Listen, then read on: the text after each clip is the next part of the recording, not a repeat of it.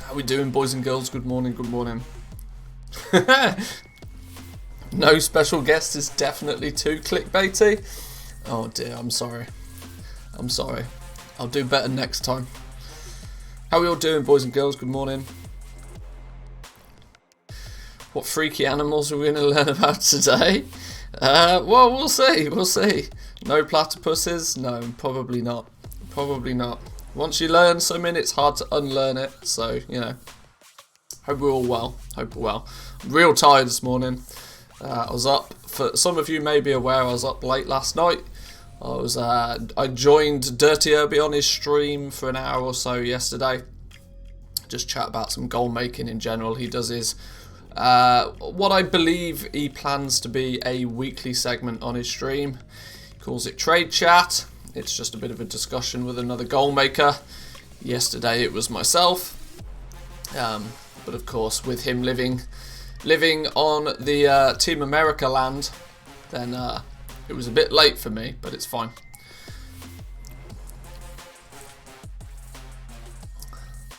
Just swap from Dirty's VOD to your live stream? Oh, nice, okay. I imagine he'll probably put it up on his YouTube channel before too long. To see how quickly he gets that 3090 of his installed and up and running.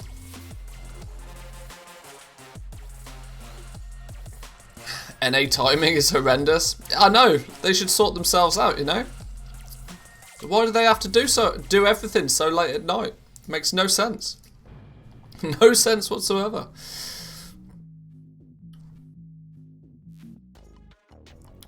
But today is Friday, last day before the weekend. I'm actually away again this weekend, so unfortunately there'll be no bonus streams this weekend. But did you give him your character's name so you can undercut each other? I mean, it won't take a genius for him to work out what my character name is. I mean, it is quite literally just, you know, my name. Go Imperial time zone? Exactly. You can probably tell we left our dude exactly where we finished the stream yesterday, for those that were here as of yesterday's stream. So what we actually have, and what we probably should do, is go and list all of the items that we picked up yesterday. But I'm very tempted, considering we've just literally spawned in, and on the basis that local realm time, it is 4 o'clock in the morning. This might be a really good opportunity to at least do one lap out here, because the likelihood is everything has spawned. So I should be able to zoom around and pick up everything for at least one lap. We'll do a lap. We're still actually only outland mining 56, so we've got a bit of progress to make until we can max out that as well. But if everything's spawned because it's 4 o'clock in the morning and there's zero competition, you never know. Just leveled dual crafting Legos to rank 2 last night. Had to finish off the Night Fate campaign. And plus 1 chapter of the new one. No reputation needed. Had to grind LFR for renown though. Hope it was worth. Yeah, I mean there's quite a few prerequisites. Is that the right word? That's a big word for this early in the morning. There's lots of stuff that you need to do to even unlock the Vestige of Origins pattern. But with Corthite crystals being cheap, there's a really good opportunity to craft some cheap Legos. Rank 4 Shadowgast rings, for example, are crazy profitable on virtually every single realm. So a little bit of time and effort to begin with. Hopefully it'll pay off for you. That's the plan.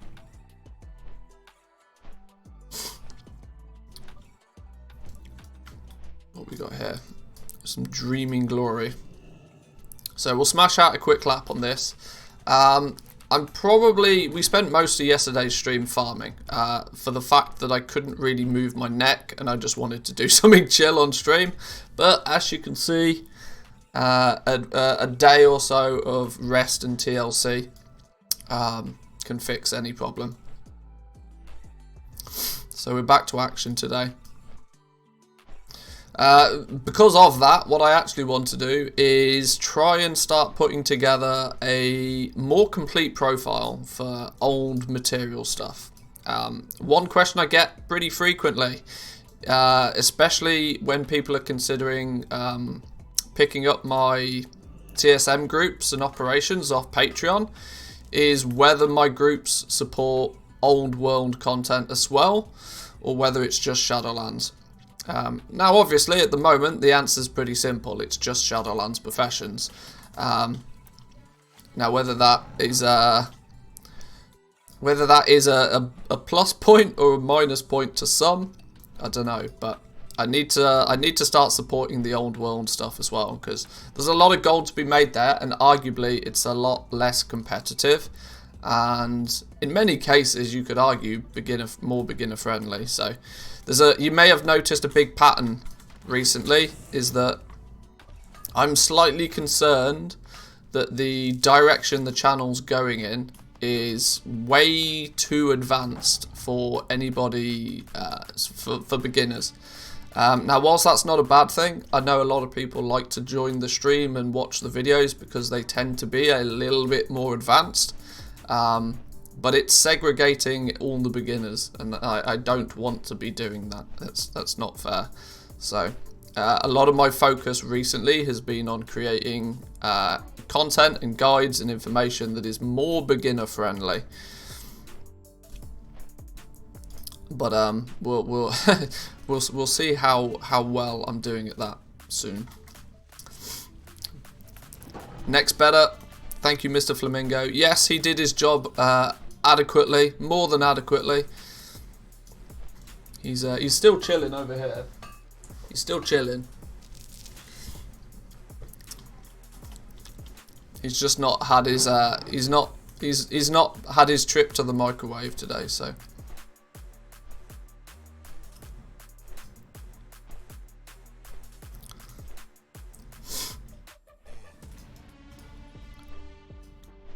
Is it good to level the neck as well? I mean, arguably where jewel crafting is concerned, the easy answer is yes. Because if you're not leveling the neck, you're probably still gaining essences, but you're going to have to sell those essences, because 9 times out of 10, the best ore to be prospecting is going to be lacestrite. Lacestrite is almost probably 70-80% of the time the best ore to prospect. Now,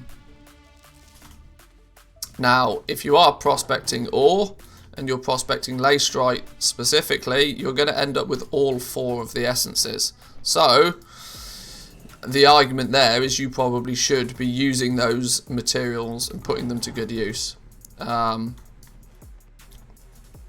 Because those who utilize all of the materials that you get from jewel crafting tend to be the ones that make the most profit. But that's kind of that's half of the art of jewel crafting. You don't have to level the necks at the same time, but honestly, you might as well, because you're kind of getting the materials anyway. So, you know, why wouldn't you?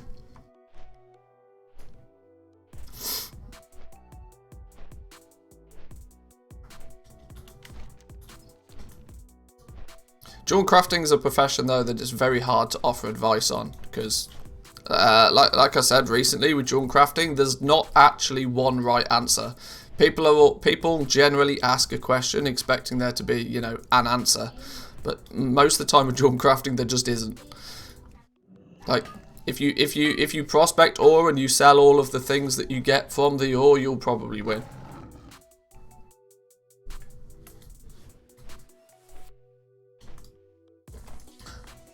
Thanks, Matthews. A year ago, I struggled to make 2 tokens in a month. Now you do that in a day or 2. Good effort, man. Good effort. Well done.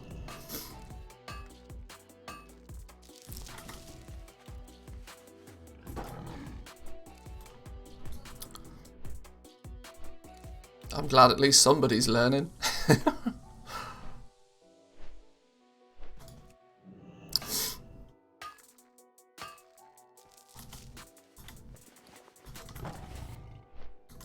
Right, we're still not gaining any level. Like, mining seems to be considerably more, what's the word, time consuming to level up.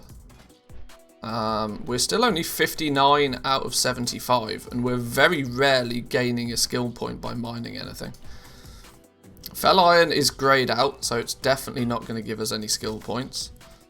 Adamantite ore is, well, we'll find out. That should at least be green. Should almost be guaranteeing a skill point every time. A rich adamantite deposit, that's what we want. Oh, that's probably it, you know. We probably are now at the point where we have to get the rich ones to gain guaranteed skill points. Yeah, there we go. 60. That's probably the situation. And of course there's the corium nodes as well, but they're stupidly rare. I think we only found 2 corium nodes yesterday. 2, maybe 3. We ended up with a few pieces of corium ore. Here it is, yeah, 6 pieces of corium ore. And you can't complain at that, really. Learn a lot from your stream, mostly about freaky animals, though. Look. Just call me David Attenborough, you know.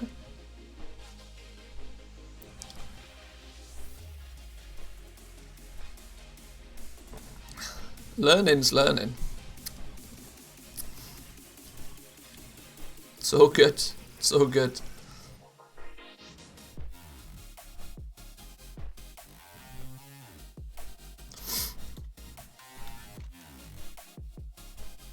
Right, it's probably not totally worth me doing the full lap, because then we're going to end up in the middle of nowhere. And there doesn't appear to be... Doing this at 4 o'clock in the morning doesn't really seem to make a huge amount of difference, because there's not a lot kicking about spawn-wise anyway. So I think what we'll do now, let's get ourselves back to Orgrimmar, I guess, and put together... like I said, I want to start putting together a past expansion setup for TSM. I'm not entirely sure how I'm probably going to focus on the materials first. Yeah, easy answers, I'm not sure. We're going to be playing around with TSM a little bit though. The Great Seal, where the hell is the Great Seal? That's probably in BFA land. Yes. Zoldazar? Okay. Aha! So it is. Well, that's convenient, because now we've got a portal straight to Orgrimmar, so that's good.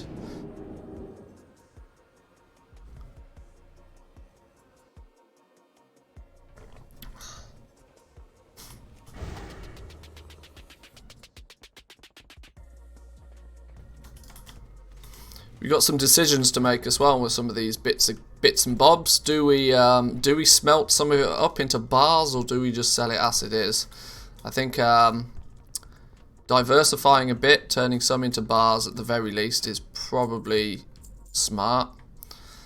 Herbs, we just sell the herbs, that's not a problem. Super healing potions, whilst selling potions, I mean, it's odd, right? Actually, 20% of this super... Why do these... I'm not going to start putting potions on the auction house, that's just crazy talk. These crystal powder samples, they're soulbound, so let's just get rid of them. Purified drainic water, no, see you later. Bunch of moats, actually. We got a sizable amount of moats. I didn't realise that we probably would have done. 42 moats of life. 40 moats of fire. 94 moats of earth, which 400 gold apiece. I don't think so. Although, hey, this is Area 52. Anything can happen. Light feather, we'll just get rid of that. Buzzard meat, we'll get rid of that. Smoked venison, we'll get rid of that. Nightmare vine, sure, cool. Obsidian war beads, we don't need those. Get rid of them. They're also soulbound. Marks of Sargeras, you can technically sell these. They're basically a rep token. Oh, there was a couple of, where was the cool, was it this one? Legion Koi for the quick, no, where was this one? Here we go. Demon Cured Tunic was a good bit of transmog. This is definitely worth doing something with. Not Horde for life? No, unfortunately not. I am obviously playing Horde a lot more frequently at the moment, but no, we are not Horde for life. Dawnstone. Sure, I mean, we could try and sell that. Shadow Draenite. We could try and sell these. There's a risk with selling these in terms of that their auction house deposit fee is usually pretty high. 25 silver vendor price, whilst actually min buyout is only 50 silver. So, yeah, let's just get rid of that one. Probably the same with these as well. Yeah, let's get rid of that. Too risky to be posting on the auction house because they golden draenite. Now, why are those considerably more valuable?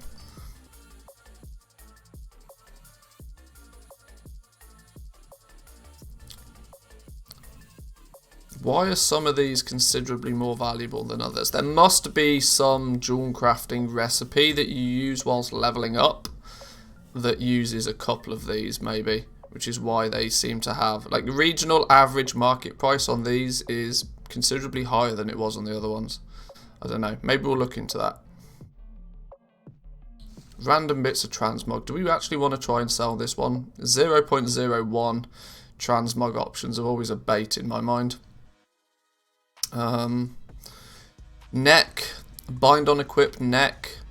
Yeah, that's never going to sell. The only people that are going to buy that is going to buy it because it's a piece of gear that they want to equip. Well, in reality, it's actually an upgrade for me, so I'm just going to use it. If a lithium ore's at 88 gold per piece and lacerite is at 9 gold a piece, isn't it better to prospect a lithium? Yes.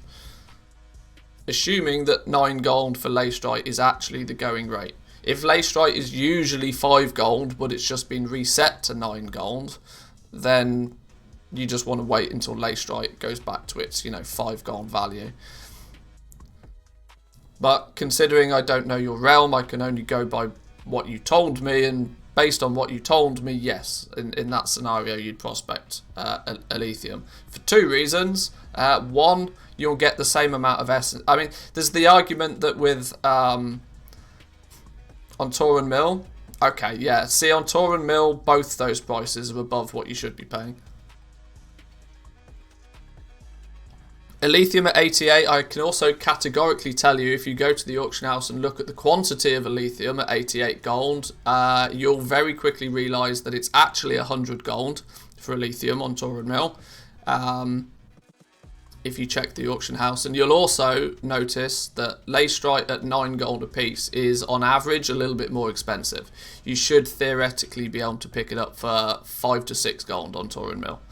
So this is a good example of the prices that you see at any one snapshot in time aren't necessarily a good indication to what those items are valued at. There's not a lot of lithium at 88 gold, so you can't really value it at 88 gold. Just because its minimum price is 88 gold at the moment, doesn't mean a fat lot, because you can't buy much of it at that price. Yeah, there's a lot more things you have to take into consideration.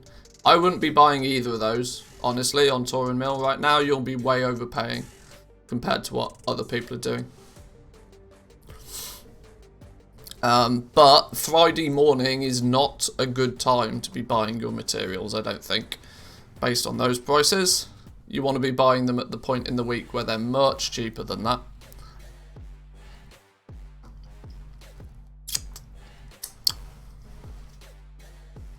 But I mean, feel free to buy them at that price, just be aware that I pay roughly half that, so, and I'm on the same realm.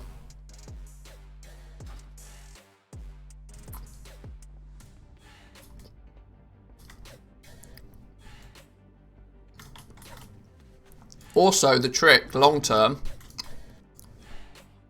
is you want to get to a point where you can do exactly what I just did, right? You told me the realm. Now, luckily, it's a realm I play on frequently. I wouldn't be able to do this on any random realm, but on a realm that you play on, you should know the material prices. You should know when, especially a material that you'll have a profession that uses it, you want to keep your eye on the material prices. The only reason I was able to do that is because I track the prices every single day. Every single day, I at least once or twice a day will look at the price of the materials on the auction house. And not just the price of them, but also the quantity that's available at those prices. And it slowly builds up a mental picture in your mind of what these items are actually worth. At what point in the week can you buy the stuff to get it at the best price? And more importantly, when it's at that good price, how much of it can you buy? Which day would be the best? Samadan mentioned something about Monday mornings. There's no solid rule to when you should be buying your stuff. You buy it just when it happens to be there at the best price. There's logic to say that things like Monday morning's not a bad time because everybody's been farming over the weekend and has just dumped all of their stock on the auction house. But that's just taking. Don't live by those rules. Know the materials. Know what is a good price for a material and what is a bad price for a material on your realm, and buy it when it's cheap. You can use the Undermine journal pretty efficiently for this. Let's do a very quick, very quick. So if we go lay, are you going to load? Yep, there we go. Lay strike. Let's change it to Tauren Mill so that we're referencing the right thing. So if you're using now, obviously you can do this in game, sure, but in game only gives you a snapshot of exactly what's happening now. If you use the Undermine journal, it'll show you what's happened in the past as well. So what you can actually see, if you look at the heat map, you've got the pricing and quantity heat maps. Hey, what are we looking at here? Oh, it's still on Corthite Crystal. We didn't actually change it to Laser. I was like, why is a Corthite Crystal being listed at? Right, sure. So, heat maps. You can see here, this gives you a good indication of maybe when you should be buying it. So, you just mentioned to me it was like, what, 9 gold something? I don't know, what did you say?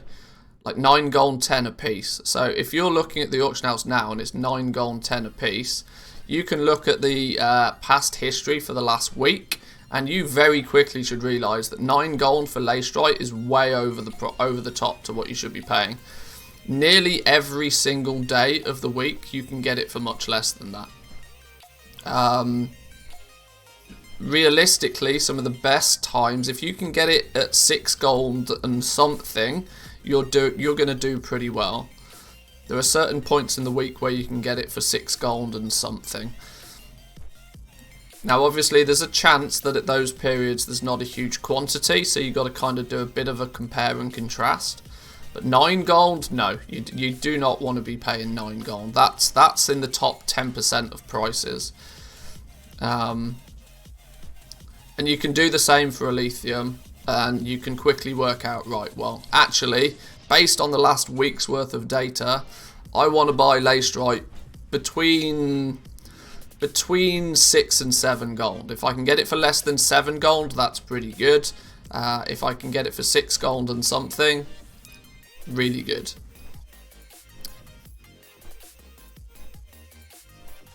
So yeah, utilize the Undermine journal for sure, and it will just tell you the answers. Below 7 is what I buy it at right now. Yeah.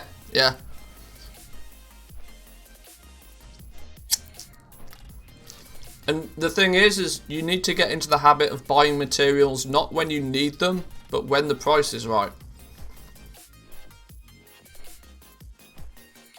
Because if you only buy materials when you need them, you get stuck in that situation where 9 o'clock in the, like, midday on a Wednesday, all of a sudden you need to buy lacestrite, and it's 13 gold a piece. And you are, you know, you're either then going to have to massively overpay, or you just don't buy any, which then means you can't craft whatever it is you're trying to craft. If you're gonna play with a certain profession for any given amount of time, you want to look at buying enough materials to last you a few days. I prospect about 50,000 a day. Yeah, I mean, at 7 gold a piece, even at 7 gold a piece, you can still buy it pretty consistently in large quantities at any given point. But there we go. There was a very, very quick, very brief material pricing lesson.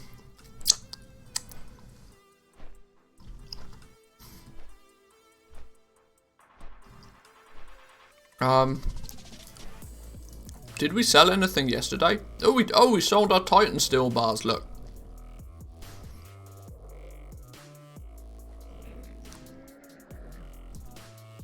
So they were definitely worth crafting.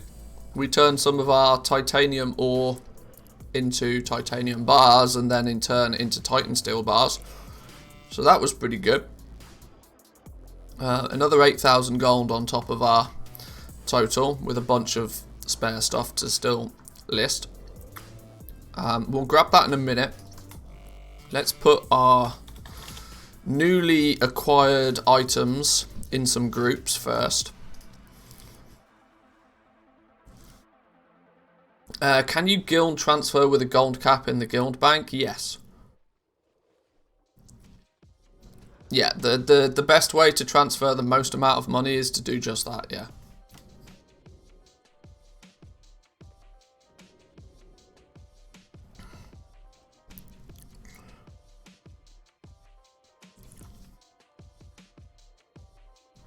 Right, what have we got in our bags that's not in a group? Let's first do the ores.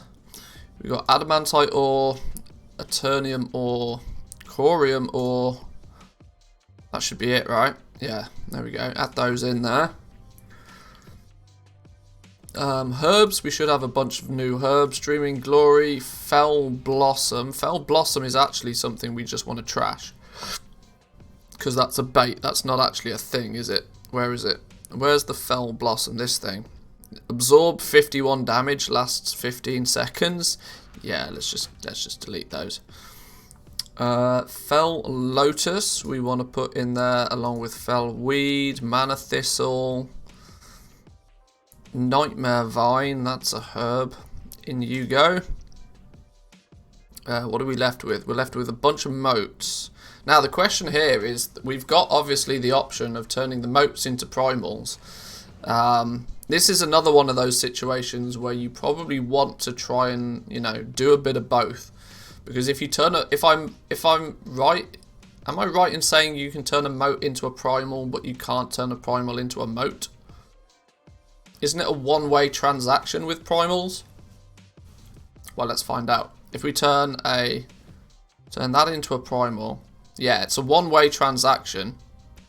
So you don't want to turn all of your moats into primals, because there's still, I imagine there's still people out there that will actually want to buy, or say they have like 5 or 6 moats themselves, they might want to buy 4 more moats to make that into a primal sort of thing. So you want to make sure you've at least, you at least have, I'd probably say you want to reserve at least 10 of the moats, because they will probably still sell. And additionally, because the transaction is only one direction, you can turn a moat into a primal, but not a primal into a moat. You can probably actually charge a premium for the moats. You just won't sell as many of them. Obviously, every primal you sell is like selling 10 moats, but so yeah, you want to, you don't want to convert everything into the primals. Some professions can reverse that. Can an alchemist break a primal back down? If they can, it's on a cooldown though, right? I don't remember that. Either way, I mean, it's the logic still stands. You don't want to convert everything because you can't convert it back. You want to. I mean, obviously, you probably want your majority to be in primal form, but I'll probably leave like 20 or 30 moats. We'll list those individually. We made a group called Elementals, didn't we? You see, now it's at this point we probably want to categorize our elementals. Or do we really need to? For past expansion stuff, I'm only really going to make subgroups if they're actually necessary.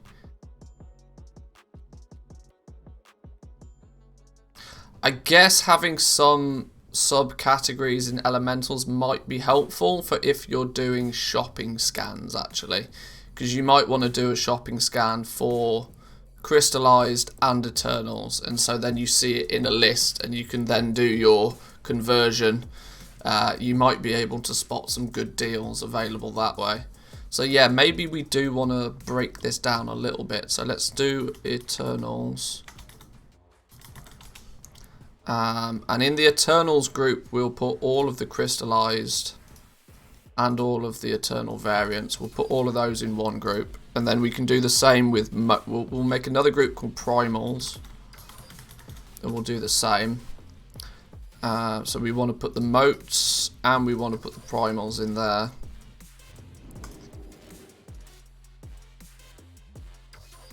That makes a little bit more sense. We're missing some though. Moat of air, moat of mana, moat of shadow, moat of water.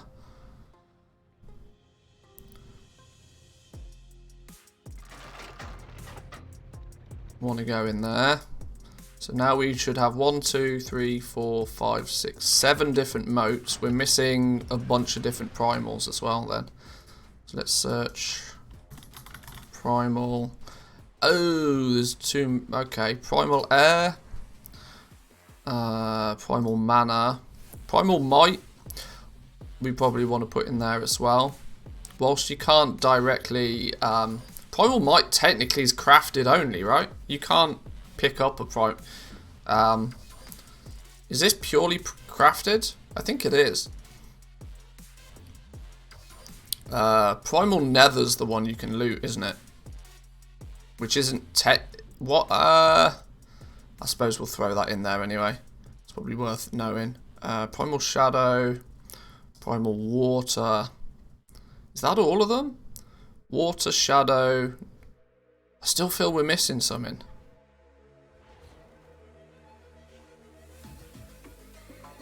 No, maybe that's it. Maybe that's it. So we got 1, 2, 3, 4. Moat of air, primal air. Moat of earth, primal earth. Moat of fire, primal fire. Moat of life, primal life. Moat of mana, primal mana.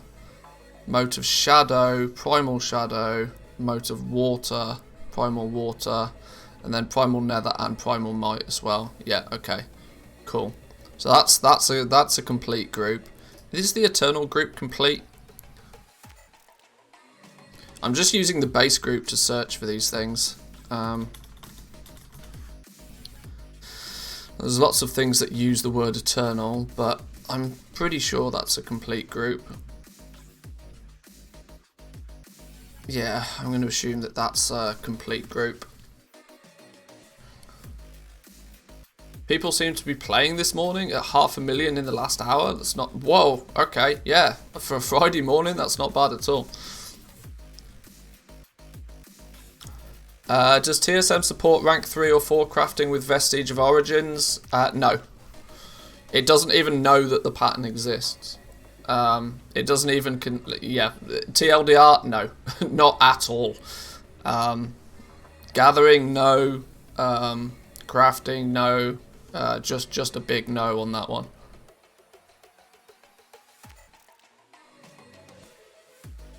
Hence my desire to get my spreadsheet updated, because once again, we're in a position where the main add-on that we use on a day-to-day basis doesn't support the thing we want to be doing. So we need to have a fallback option.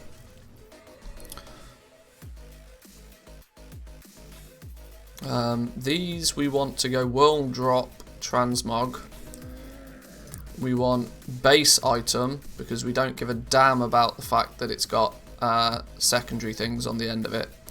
Well, this Legion Coif, I'm really 50-50 about whether we'll try. I mean, we can put it in and we can try and sell it a few times, I suppose. Add those 2 items in.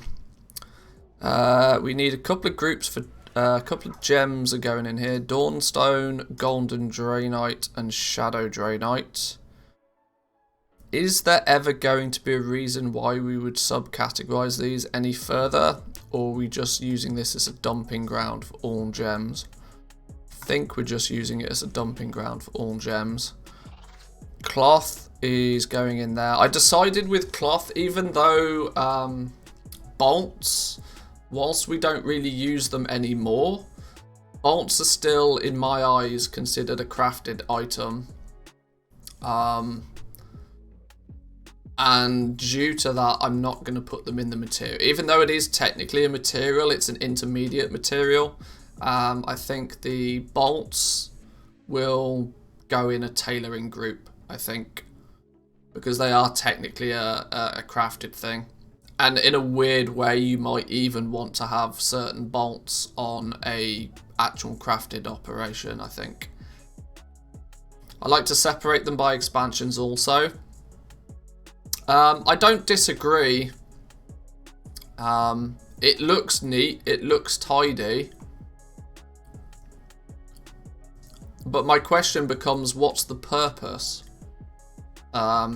If you don't, because, for example, with the elementals, I split them up.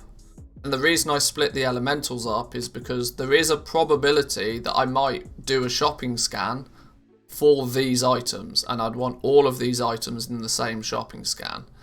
And same with primals, because I might want to see what the conversion is. If I'm shopping for a primal fire, it'd be nice to know if there's any cheap moats of fire, for example. With most other things though, splitting it up by expansion doesn't really benefit me, because I'm probably not going to. What would be the scenario to why I would search for a specific? I suppose in fact herbs maybe, because a scribe would probably search for certain herbs based on what it mills into, I guess. To look for cheap deals on certain inks, maybe. So maybe there's a justification on herbs there. If there's no justification for me to do it, it's just, you know, extra effort for no need. Like the meats, for example, I'm probably just going to slap everything that's considered a food crafting material just in one group, because this is more for the purpose of that if you accidentally find some, that it's already grouped up and it will already list it on the auction house at prices that you've determined to be correct. Yeah, so netherweave cloth, that can go in the cloth one. Let's add that one in. Ooh, an essay. Let's have a look at what's this. I need a little bit of help to solve a problem I think is simple, but I can't see. Often the case. I've got leatherworking and tailoring, crafting some legendaries. Therefore, I craft tailoring ranks 5s and 6s with a leatherworking vestige for a saving of about 20k. Yeah, cool. However, my crafting price includes the price of the tailoring vestige. True.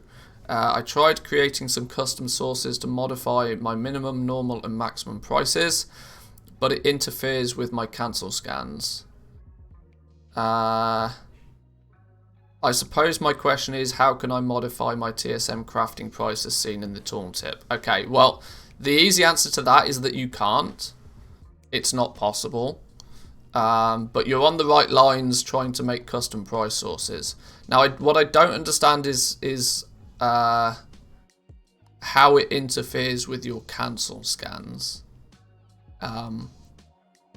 But the TLDR is I have a video for you. This one.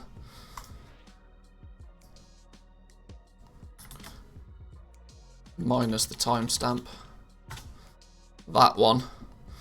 Watch that video, it will explain everything. That's how you set up the custom price sources and how you implement them so that it just works. Give that video a watch, try implement what I suggest in that video and get back to me if you still have issues.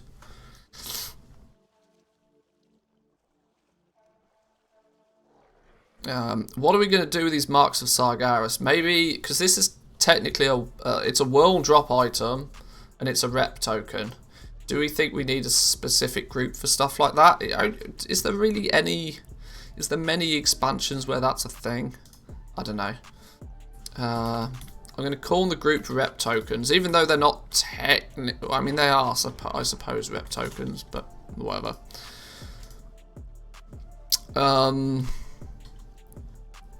We don't have many operations attached to any of this stuff at the moment. It's just all default, which is dangerous.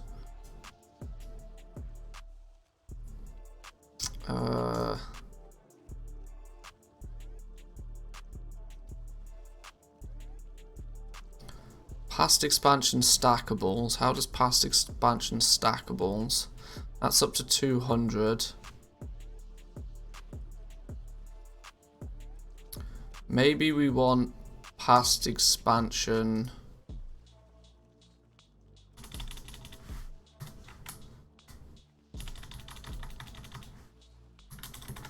Past expansion singles. Things you're only going to post one of. So that's going to be mounts, pets, gear, transmog in essence. That seems to make sense. We're going to post one of them at a time so that we don't flood a market. Do we need to change much of any of this though? Probably not. A catch-all variation in case the DB market does wild things. When above maximum, post at maximum. See, that's a dangerous thing to have because that also... This incentivizes price spirals. When above maximum, if it goes above maximum on a single item, we should probably post at normal. If it goes above maximum, post it. Is this maybe a scenario? Is this maybe a scenario where we use Trade School Master in a slightly different way?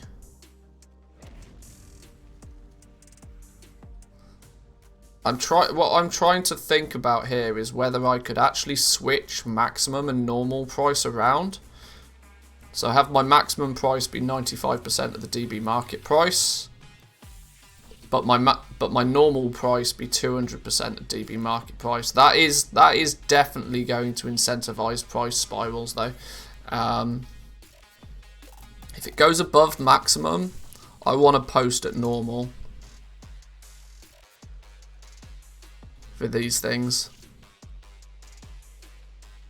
So if it's more than double what the current market valuation is on that, that's just being too greedy on something that's past expansion, which means we'd then want to drop it. The reason this is 95 is a lot of people don't understand why my normal price is like so low, and it's simply so that as and when stupid stuff happens, a 95% DB market price is going to trend over time, will trend downwards. Most TSM setups are designed, or well, probably not even designed. Most TSM setups are done in a way so that things like spiral upwards in value, or in price, sorry, they spiral upwards in price to the point where they're just ridiculous and out of control. This is why you see random things get posted for like 300, 400,000 gold, and then they end up being gold cap because the price just spirals consistently. What you actually want to do is if something doesn't sell like If you're posting something and you're the only one posting it and it's not selling, the last thing you want to be doing is increasing the price. You actually want to be decreasing the price, because it might be the price of it that's the reason to why it's not selling. I would rather sell something for less of a cost but sell it quicker, which is kind of why I do this. There's an argument that I should probably put a regional thing in here somewhere.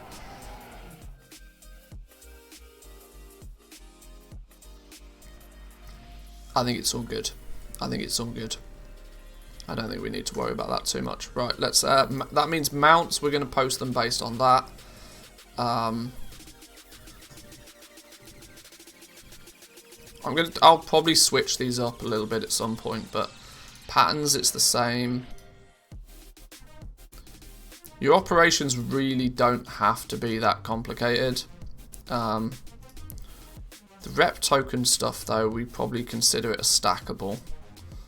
Transmog, we post it on a normal. Because the default operation, right? If we look at what the default, this is what comes out the box with Trade Skill Master. This is designed to be the biggest catch-all operation ever. So like any item in the game could be posted by this, and it hopefully shouldn't be too tragic of a valuation. But in many cases, it just goes horribly wrong. Taking the crafting price first, if not a crafting price, a DB market price. If it's not shown up on your realm, it will take the region market price. Cool, alright, no problems there. Then taking 25% of the average of these three,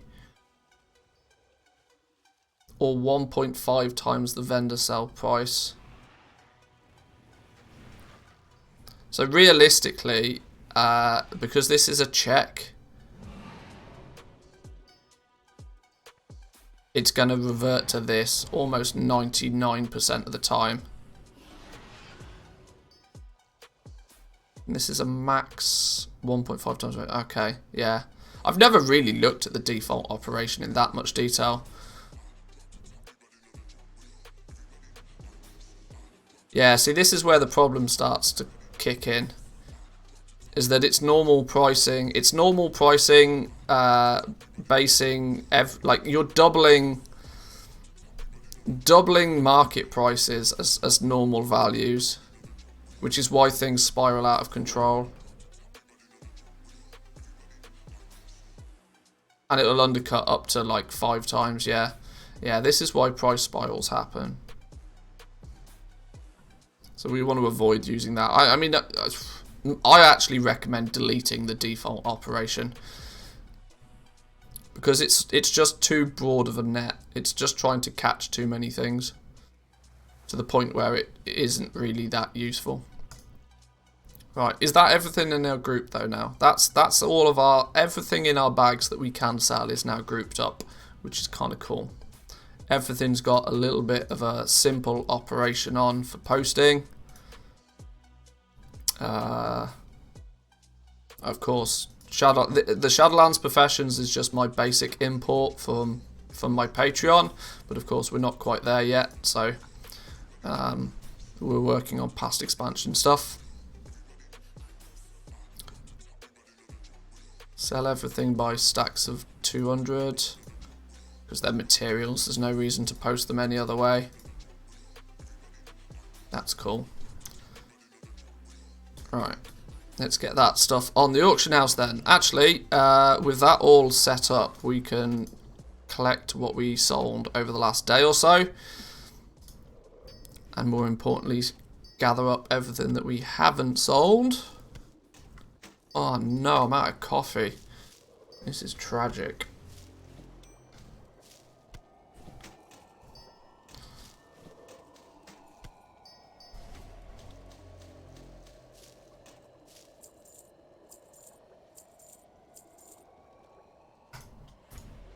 The nice thing of spending a little bit of time making some gold now is there'll be certain checkpoints where it will be advantageous to buy a bunch of gear.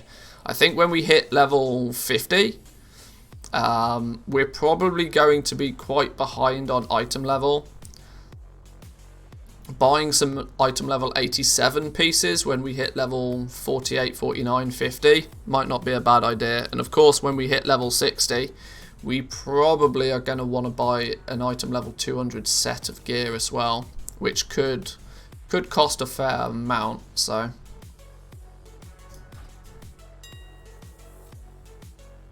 let's get this bunch of stuff listed.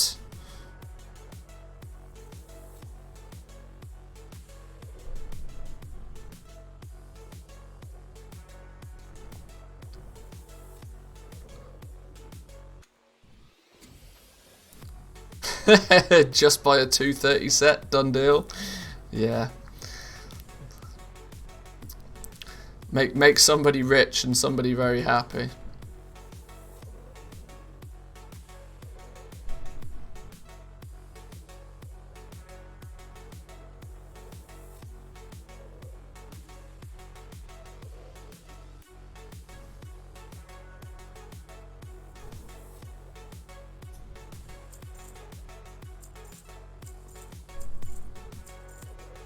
There's a bank character called COVID Bank lol. Sure.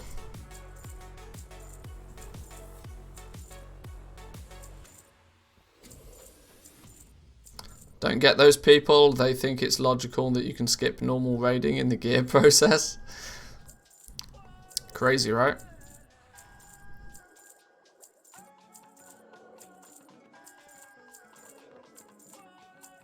There's no Eternamore on the auction house. Wow. Like, literally not a single one. Sure. Alright.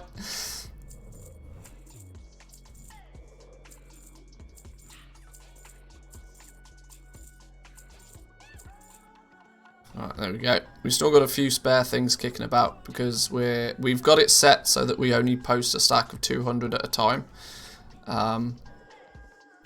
Simply down to that I don't want to... I don't want to flood the auction house with materials. And B, there are occasions where if you... I mean, the listing fees are usually not too much of an issue, but I'm not in the mindset of wanting to waste gold at the moment unless I have to. But now that's meant that we've got over 100k. Over 100k worth of materials listed now.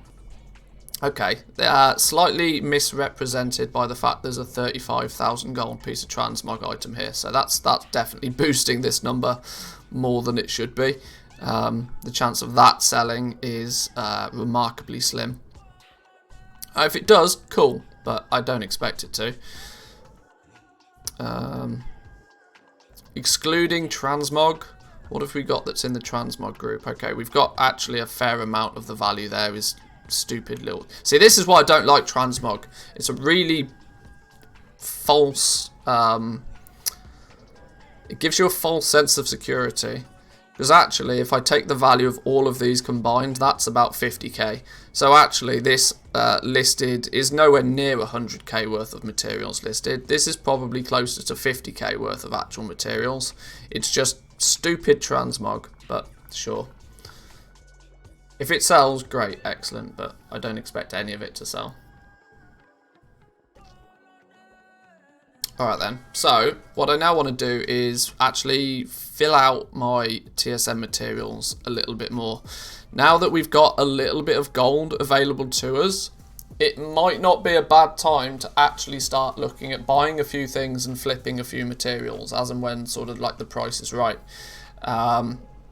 But to do that effectively, we need some good groups to be working with. We need to have some sort of sensible groups for chunks of things that we can do some shopping scans against.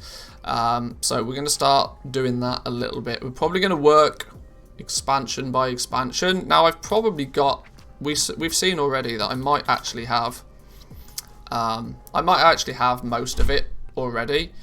Because we've worked up through the expansions a little bit already, but we're just going to fill in some gaps in these groups and then organise things so that they look so they're neat and tidy for the purpose of doing some shopping scans. So we'll see. 2 days on a full pop, 80k with material flipping. Here we go. F my medium population.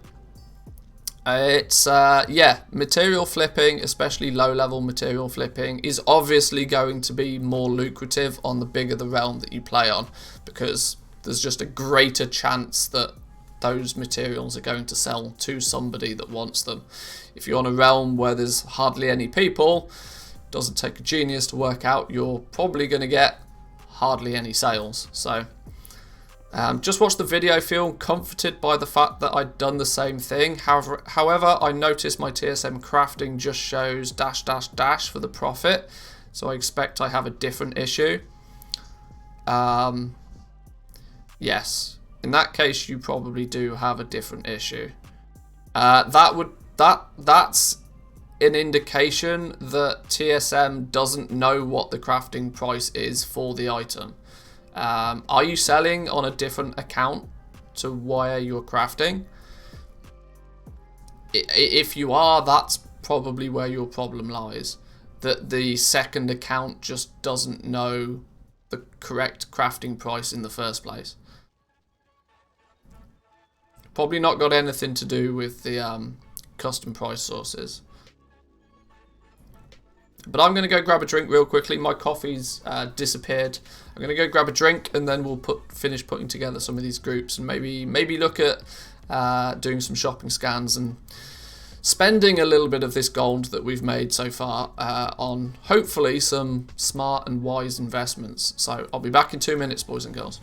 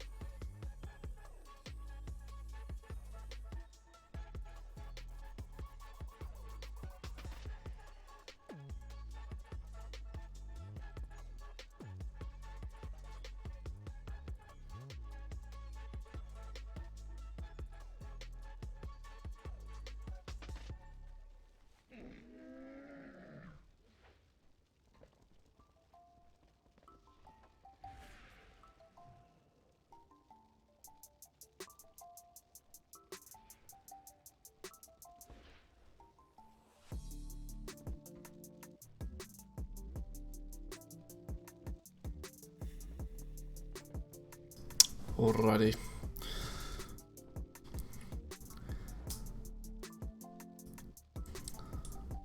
Tooltip says the same on both accounts. Had the same problem. Go and check all vendors who sell items for your craft. Often the easiest way to actually work out where the issue is to make sure that you have detailed crafting info on your tooltips. So many people could fix the problems that they have if they just fix their tooltips first. The tooltips can show you so much information if you want them to, and you can usually spot issues much quicker. I tend to have detailed crafting cost, then it will list the items for what is needed for crafting that item, And then you'll be able to, it'll also show the values for those items as well. So you'll very quickly go, oh, okay, well, TSM doesn't know the value of X, Y, or Z. And then you can go fix it. Yeah, 9 times out, this is why if you ever ask for support for Trade School Master, people will usually ask you to screenshot the tooltip. Because the tooltip usually tells you where the problem is. But if you don't see half of the information, then that's obviously, you know, the problem's hidden.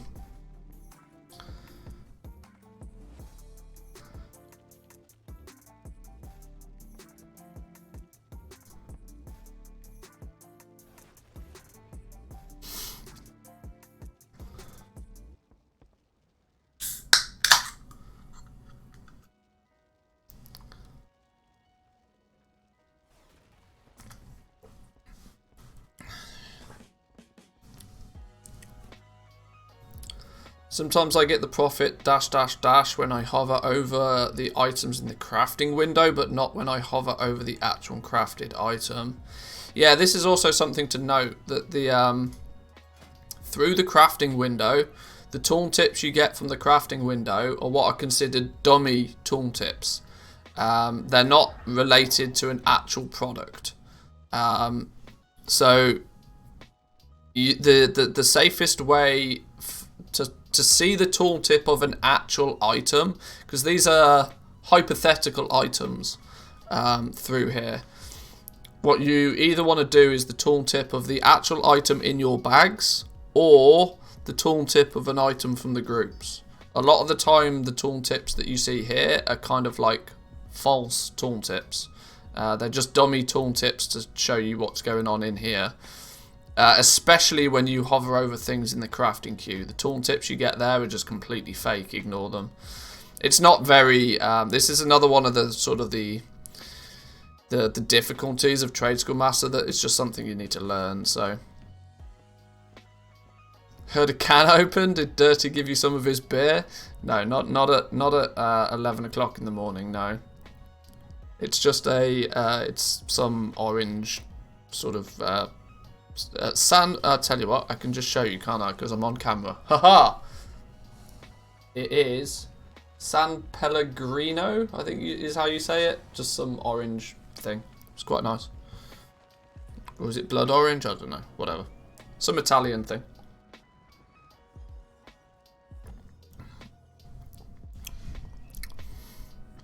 But right, okay. Now, how do I go about doing this? We want to have... looks like an orange Heineken. I can assure you it's not an orange Heineken.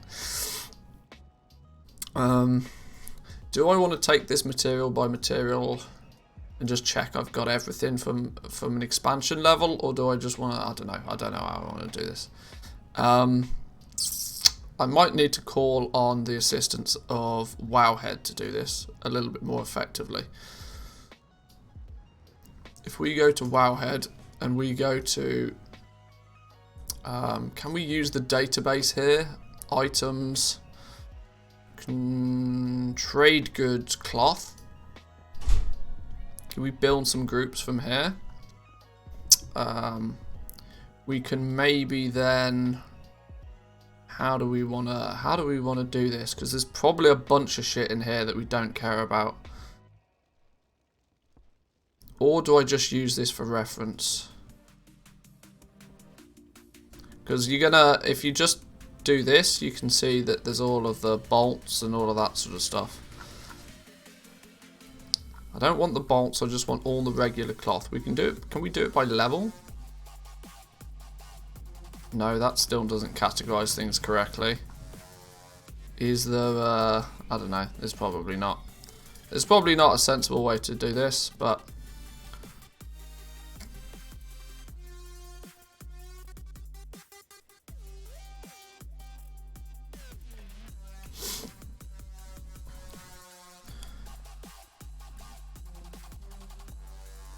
I'm here for you. Have some friends in AA. How do you know? It's meant to be anonymous. There's also all of the bind on pickup. We want to do exclusions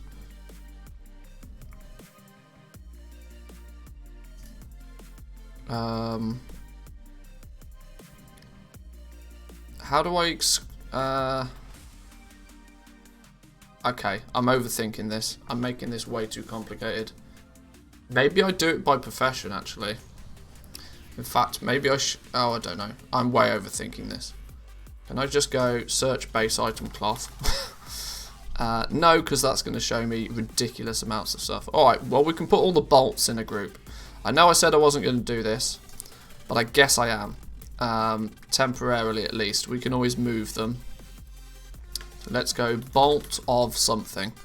Bolt of ember silk, frost weave, imbued, linen, mage weave, nether weave, rune cloth, silk, song cloth. Bolt of song cloth? That doesn't exist anymore, does it? Can you still make this? I don't know, maybe you can. Windwool, woolen.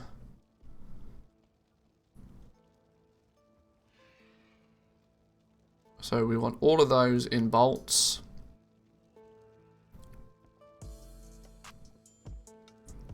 Let's go cloth. This is going to give us way too many results. We could really do with breaking this down further, but I don't have choice. Ember silk we're missing. Felm cloth.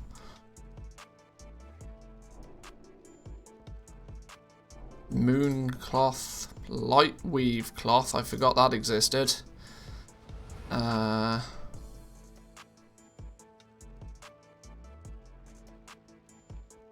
Primal moon cloth. It's a crafted item primarily, but scrap of cloth, that's a thing. Jesus, never even heard of that. Shadow cloth. Spell cloth.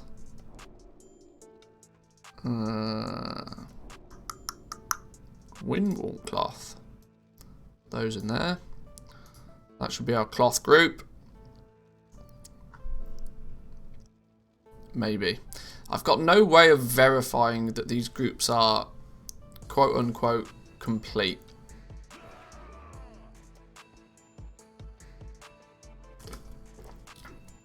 That's the problem. I'd want to ensure that these are complete groups. I don't know how the easy way to do that is. You know what I probably should do is build these groups utilizing a character that has the profession that needs the materials, because then even if I don't know the recipe, I can still look through the unlearned tab and find the materials from there. Maybe doing this on this character is probably not that sensible, because I'll never be able to actually confirm that the groups are full. I'm just thinking out loud right now. It's probably not all that constructive. Especially for things like herbs. It's going to be difficult to search for herbs because there's no common name. I'd be better off looking at on an alchemist, for example. Yeah, I'd not thought about that. I'd not considered that.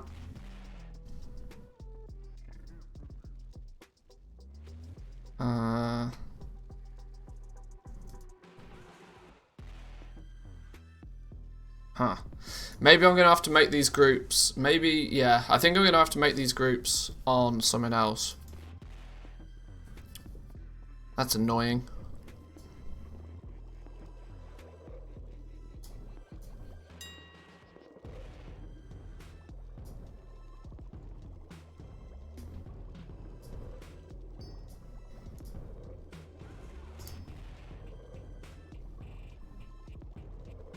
Why is it running a shopping scan? Do we have do we have default shopping scan enabled already?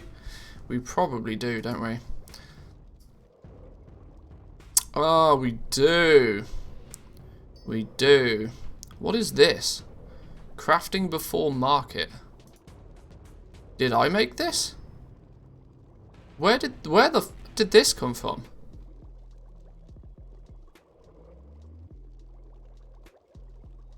Is this new?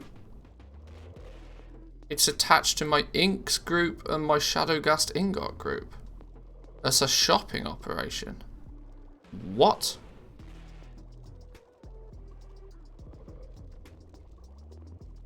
What? I have an inks group? Where the hell did this come from?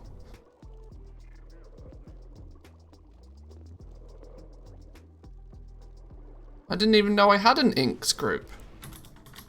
Now, why would I have an inks group? Ah?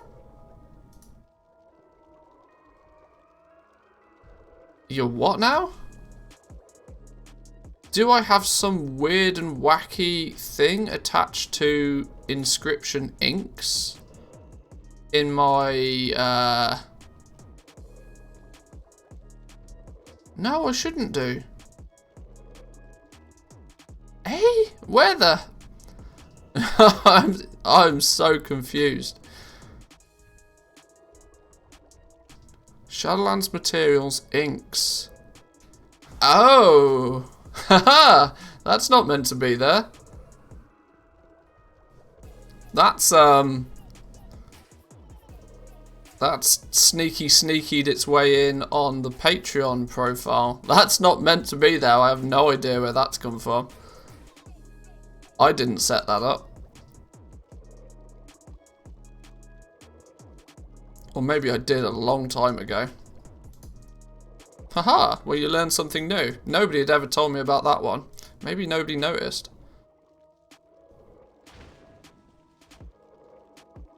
The maximum restock of 0. Yeah, that's... And why is it on Shadowghast ingots as well? I need to fix that then. All of my Patreons probably have this random shopping operation.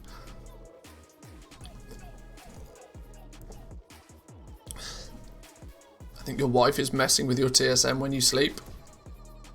She wouldn't have a clue. No offense to her, but she'd have no idea what's going on. No one ever does inscription. Yeah, not anymore. I mean, I'm sure people do, sure, but okay. This is the Realm Market. Okay, I've got some real funny. I mean, that's sensible. That's for shopping for. This is shopping for vendor mats that are being sold for less than what the vendor sells them for.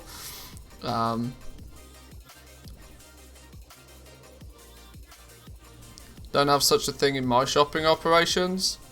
Maybe I've accidentally added it at some point to the wrong profile in I don't know what I've done. Oh, that's quite funny. I didn't know that was a thing. Alright, sure. What I was trying to get at is that I'm kind of looking for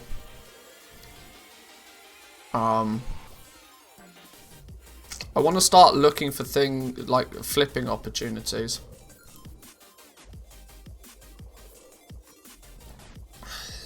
If we go to just straight up, you know, or excluding bars and stone. In fact, we'd probably want to see the bars as a comparison. We do a shopping scan here.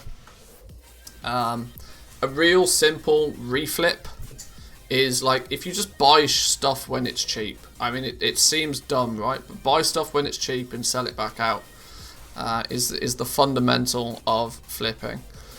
Now, things like this, silver ore being listed at 15% of what the market price is, we can actually see that the market price is relatively inflated. A market value of 72 gold is probably a little bit ridiculous. So we want to be a little bit more cautious there. But we can still see that the regional sale average is 28 gold a piece on silver ore. So there's an opportunity here, especially since there's not a lot of it. Like this amount, we could buy that up. We could buy the cheap stuff and flip it. That's doubling our money on that one. So if we buy that amount out, 23, we can still leave that 16. Selling it out at 22 is probably still more than acceptable. Let's grab those then.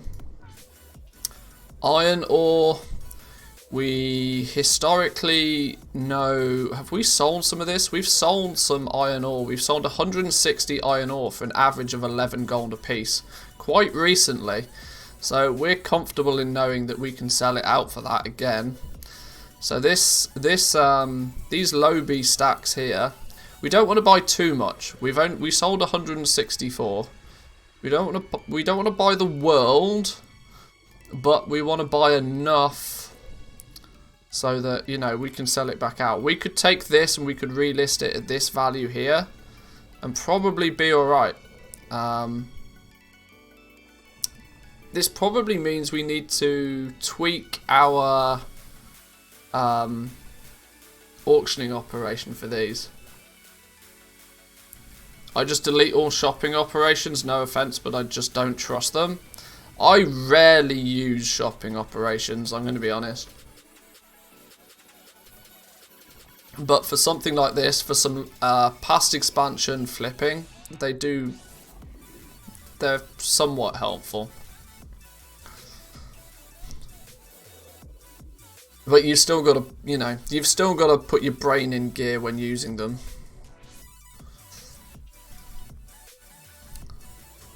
So we could probably buy that. We could buy 361 pieces of iron ore for less than 2,000 gold, and we know historically that we can sell out iron ore for like nearly 12 gold a piece relatively comfortably. So we could double our money on that again.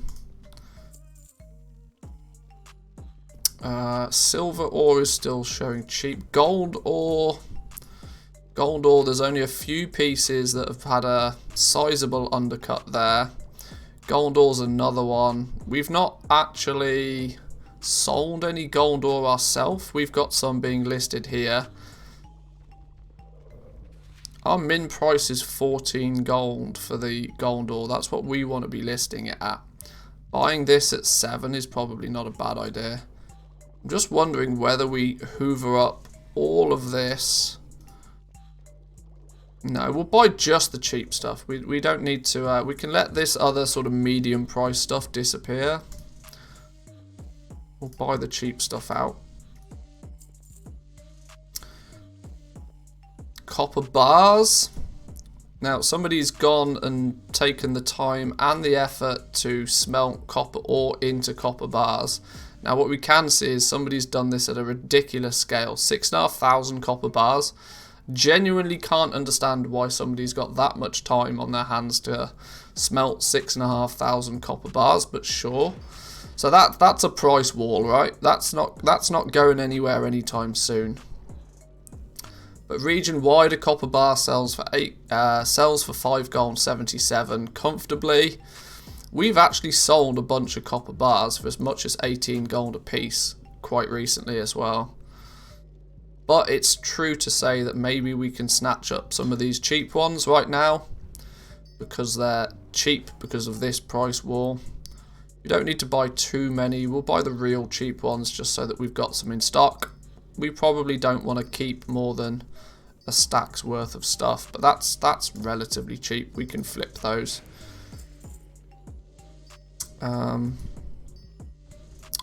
Iron bars, comparative to the regional price, they're actually above anyway. Mithril ore, we've sold mithril ore comfortably at 9 gold. The cheapest is only 7 gold right now. There's not too much room for movement on there. Tin bars, we've already got a bunch listed, indicating to us that it's not a great seller.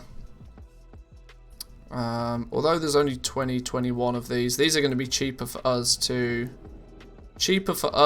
pick them up and relist them than it is to craft them ourselves. So maybe we'll grab those. Maybe we'll grab these tin bars. It's not a huge amount of them.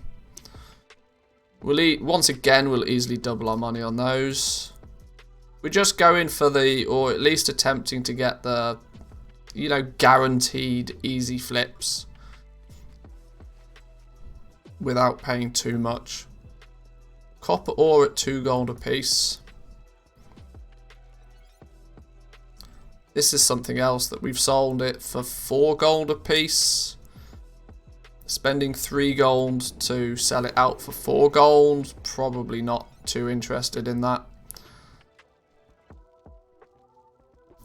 And then we're getting into the 60-70% market prices anyway, so I'm not too interested in those.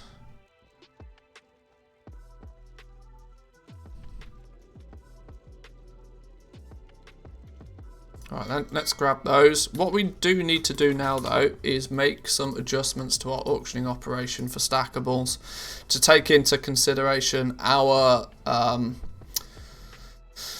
smart average buy price.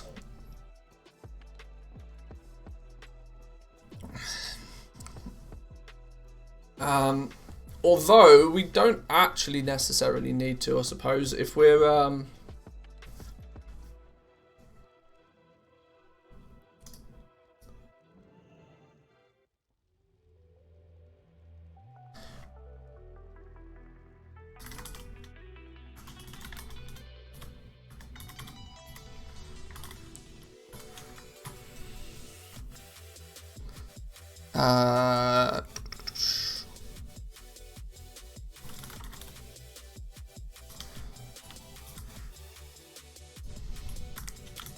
something like that's probably not a bad setup for us. It takes into consideration that we might be flipping some of these.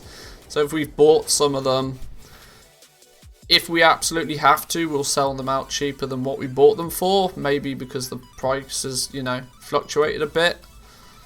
In fact, no. We're making sure that we buy stuff cheap anyway. Oh, hang on. Let me do this correctly.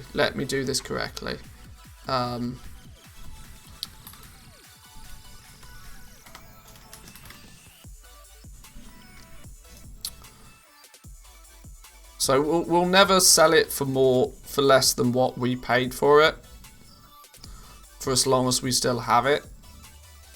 And if we've not bought it, it'll just use 70% of the DB market price. So if we've been out and farmed it, we've invested some time in it, we'll just sell it out at market price. But if we've bought it to flip it, then we'll use our smart average buy price as the minimum until we obviously sell through the stock that we have, and then our smart average buy price will fluctuate based on that.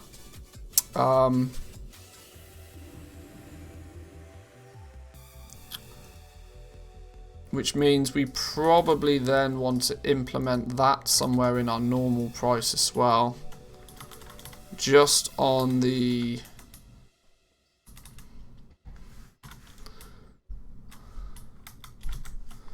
But if we happen to... If it goes below this price...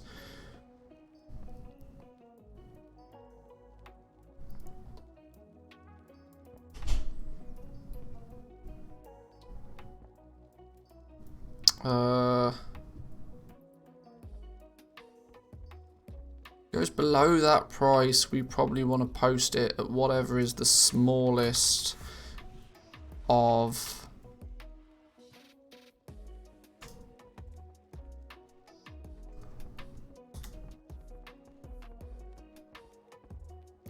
what I'm cautious of doing is pushing the price up. I don't particularly want to push the price up. I'm always cautious of not pushing the price up. I'd rather, you know, have the price going downwards.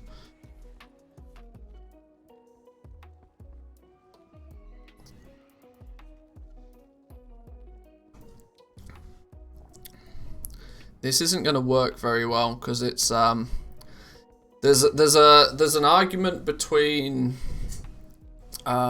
using percentage based profiting and fixed gold profiting, and there's no easy way to combine both of them. If we're going to look to do some flipping, 20% profit is great on something that's expensive, but 20% profit on something that you bought it for a gold, it's not really worth your time or the effort.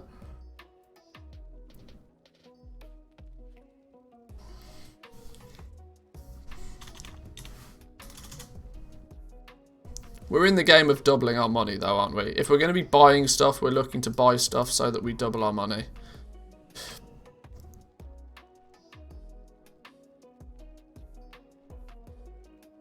We want to double our money, but we don't want to push the market price too high.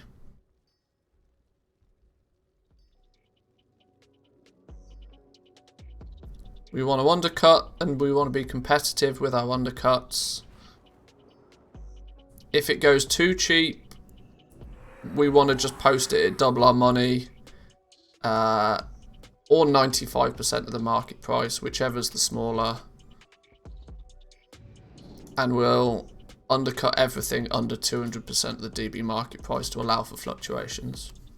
Sounds sensible, I think. I like the sound of that. It seems to work in my head. And that will allow for us to buy and flip a few things as well.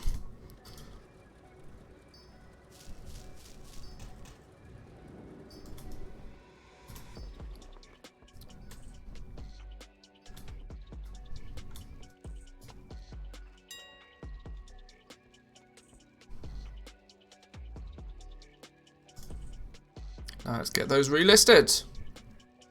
Silver ore, iron ore, gold bar, tin bars, copper bars, undercutting all the way. And let's see how that works. We'll do just a few testers. Like I said, I don't want to spend all of my gold because I don't have a lot of it. But a few testers just to see how the operations work. And we can track this as well in TSM. You can actually filter through resales, which is kind of cool. So if you're doing any flipping, you can go here and you can say, right, well, so for example, I've at some point bought 69 copper bars for 5 gold a piece, and I sold out a bunch of them at 18 gold a piece. The problem with the resale is it doesn't take into consideration materials that you've farmed, but it still gives you an indication between if you've bought something at some point and if you've sold something at some point, what your average profit is on that. But this is still not foolproof.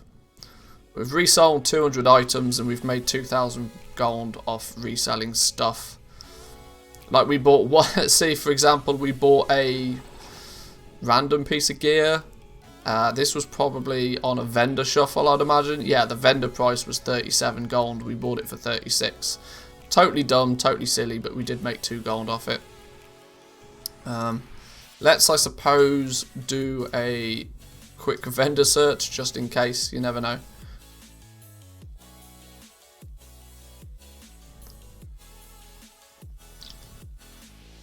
I don't know if it's just me or if it's the size of this realm. But sometimes it sits here just claiming to start the scan for ages and never does anything. I'm not really sure why. I'm not sure if it's just me being impatient or not, but... now it's doing something, okay.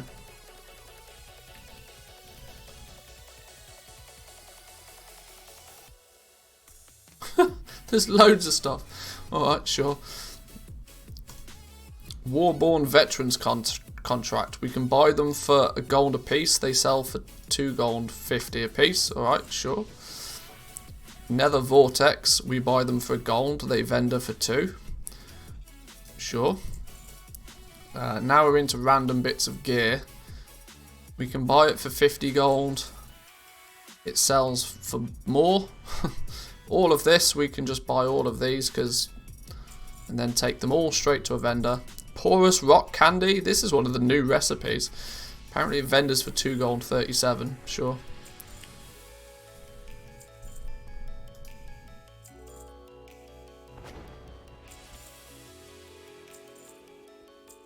It's free money. If people want to give me free money, I'll take free money.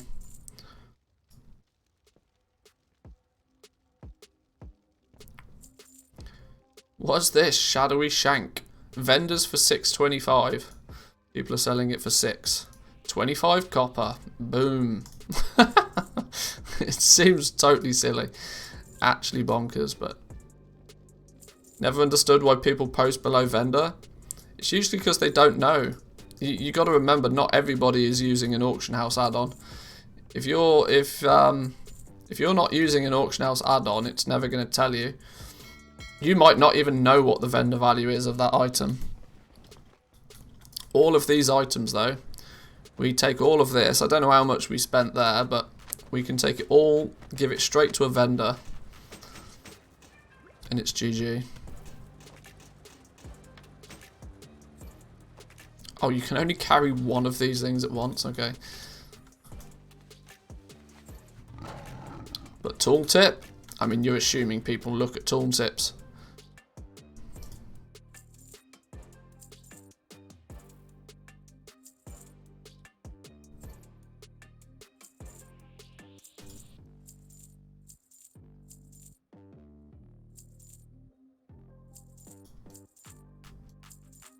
There we go. Probably didn't make a huge amount, but we oh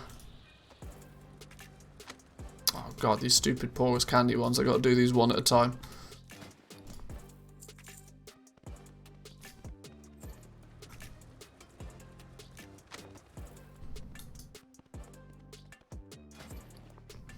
Right, there we go. Okay then. Do you even remember how the normal WoW tooltip looks like? Not a clue. Not a clue.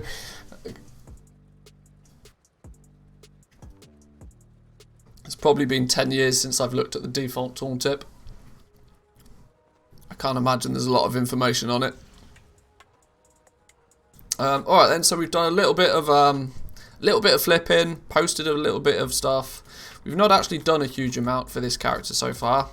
I think it's probably worthwhile spending a little bit of time leveling this dude up, since we're now kind of getting to the point where being such a low level is holding us back. I mean, we could in theory continue our little world tour of mining. We've done vanilla, or we're partway through vanilla, we've not technically completed it.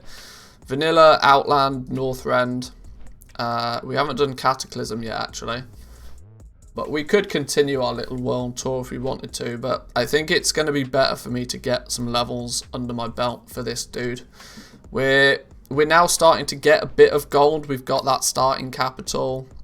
We can start doing a little bit of flipping of low-level materials, because they seem to be selling reasonably quickly. What we list on the auction house, we tend to sell sort of 10-20% of it, which is a good sell rate for me. We should probably start pushing towards getting level 50, getting into Shadowlands at least. You probably just made somebody happy that their auction sold, so it's win-win. Yeah, for sure.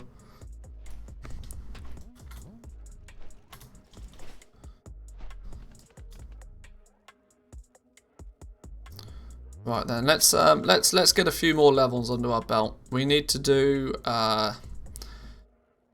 BFA. We're actually 90% of the way through the campaign line for Zuldazar. We'll probably do Zuldazar and then probably go and do Vol'dun, because if we do Vol'dun, we get to unlock the Volpera, which might not be a bad idea.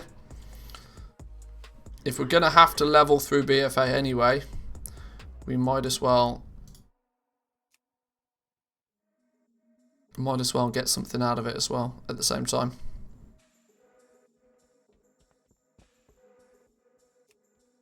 Right, Zygor, where are we going? Click the portal to Zuldazar in the portal room. Hang on, these make this place your home are always a bait. There we go. That's closer to the truth. Let's get some levels on us. We need a little bit of gear as well. How do you make your TSM groups into that paste bin thingy? You open your TSM. You go to the group that you want to export. Let's say, I don't know, gems. And you got this button here, export this group. When you click that, you get this window. You can, include select subgroups, exclude operations, exclude custom price sources. But this is the string that you then paste bin.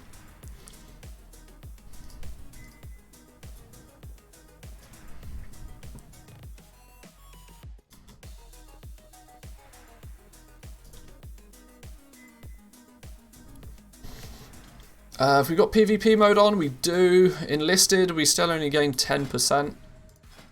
We don't get a huge amount. Oh, actually, in a few levels time we get Stomp, which is very handy.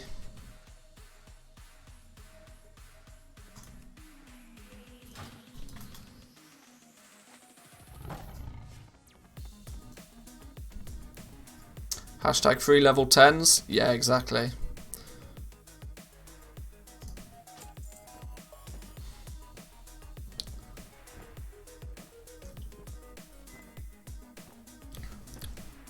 May only be 10 levels, but you know, it's 10 levels less. Saves you about an hour. It's all good.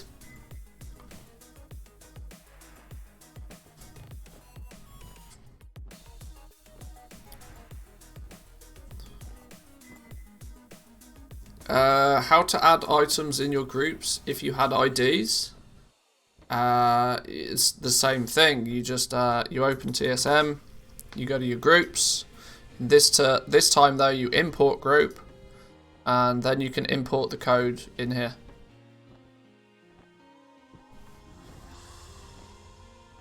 If you have item IDs, you can import the item IDs here as well. It doesn't have to be that gobbledygook code. It can be item IDs here also.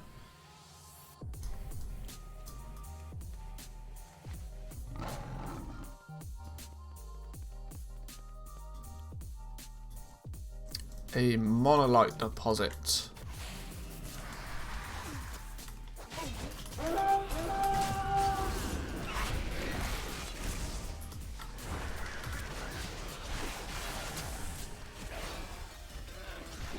It's creating a new group. I mean, if you have to add to your group a few new items,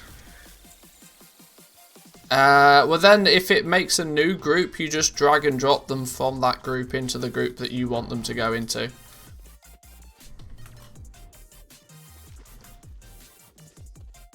It will probably call it, it'll probably put them in a group called imported group or something like that. You just drag and drop them from there wherever you want to put them. It's the easiest way to do it.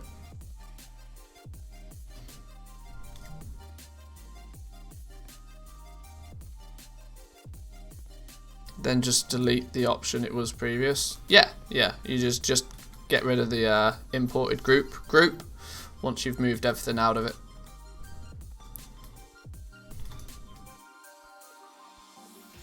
I can't be bothered to kill some creatures just for a herb.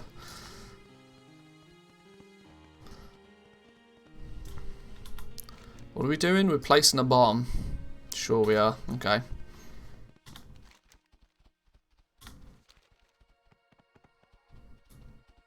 Seems a bit sus, but sure. Storm Silver Seam. Oh, we actually want to go and get that one. That really is free money.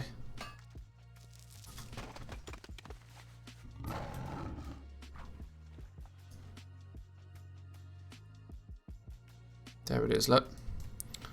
Guaranteed skill point. And the seams tend to give you considerably more ore. Defo worth.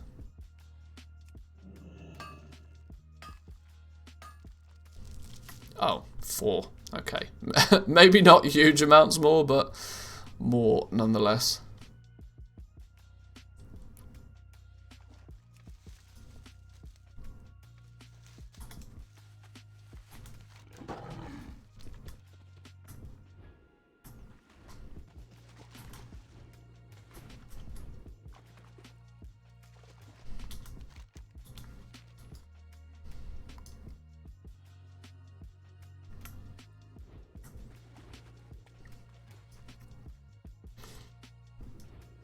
Now it'd be nice to have the water walking mount, wouldn't it?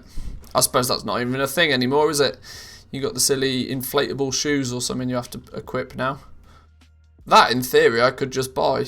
And I could attach it to this thing even. That always feels weird, the mount equipment thing. I wish they'd build on that, actually.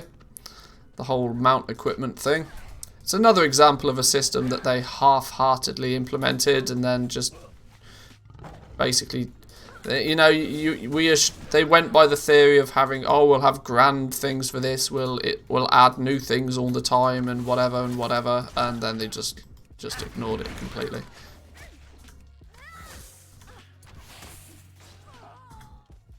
I'd rather have my water strider mount back. That thing was bis.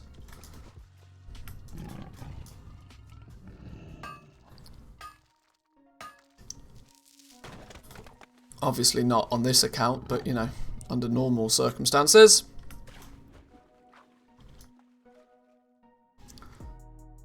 They changed that almost immediately after I farmed the reputation and got the water working. Yeah, I know. There was a lot of people that were annoyed with that because the actual grind to get the mount in the first place was kind of annoying. Those that had done it kind of felt a bit, you know, dumpstered on the fact that you could now just buy the item off the auction house.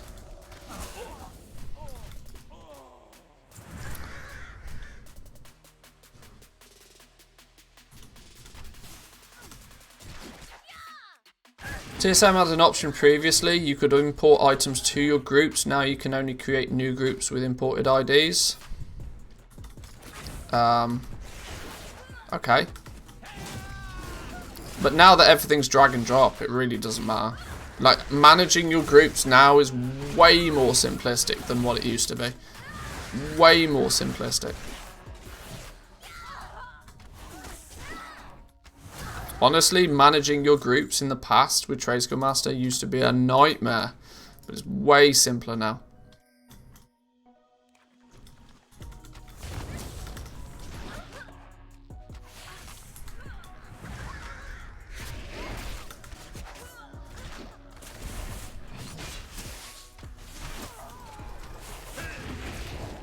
Oh, poor Gruffhorn. He got squished.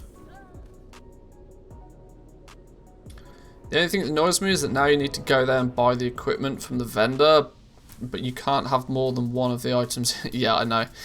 Yeah, yeah.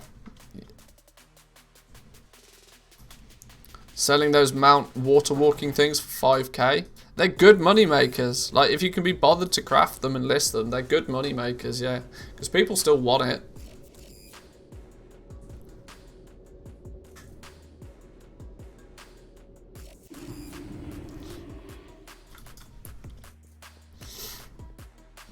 It's like the, what are they called? Comfortable Riders Bardings?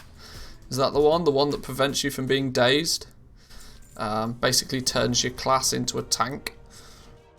Which can be very helpful if you're doing herbalism and mining. Less important now because obviously we can just fly.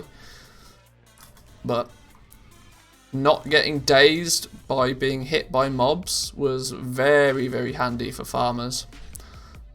Ironically, you were probably selling most of those to bots, but sure.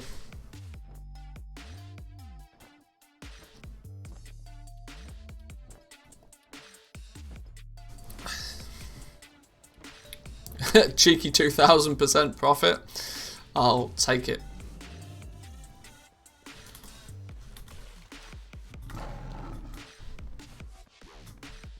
No, run up the stairs this way.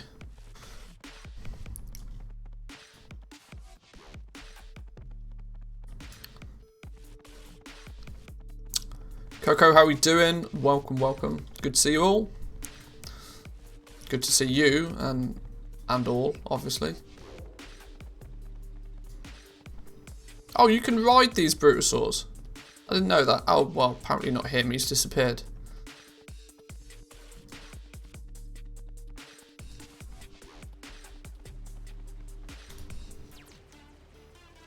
Come on then, Rastakan, what are we doing?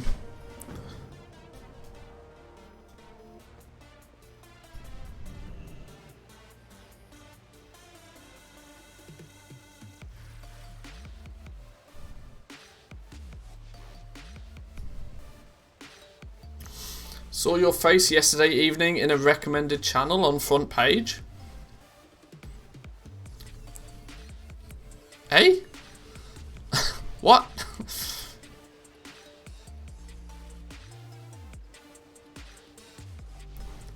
Did Dirty Herbie hit front page? Oh.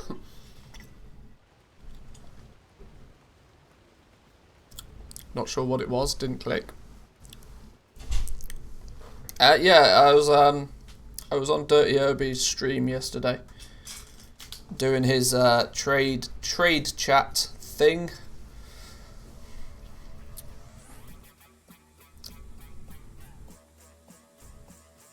Last night, late last night actually. That's why I'm tired today. Didn't get to bed till really late.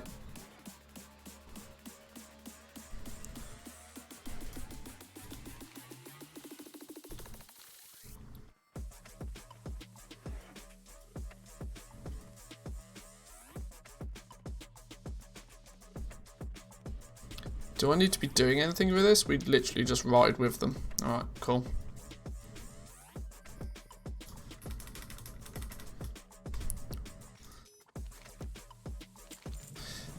Bring ruin to the temple of the prophet. Alright, sure.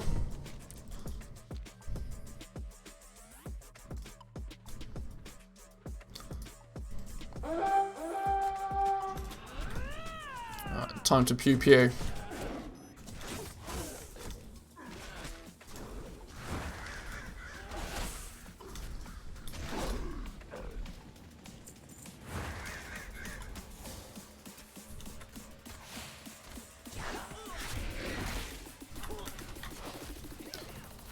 I need to remember that I'm actually quite under-geared for this now.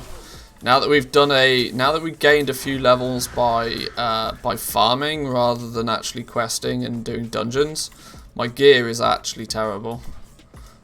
I need to be cautious of that, because otherwise poor Gruffhorn is just going to get slapped about.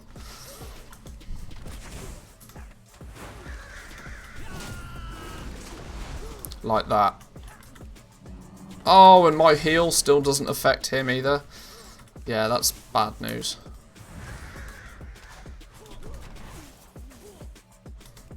Oh, poor Gruffhorn. Gonna take a beating today, is that poor goat?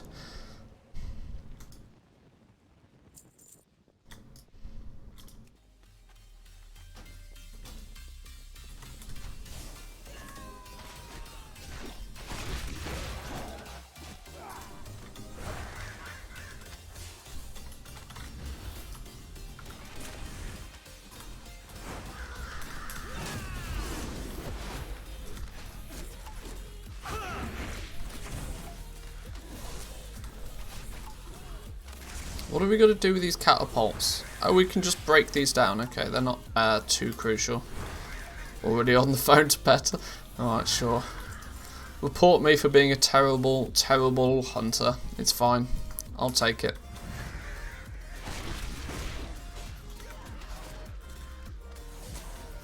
If I keep men pet up though, we should be alright. Should be alright.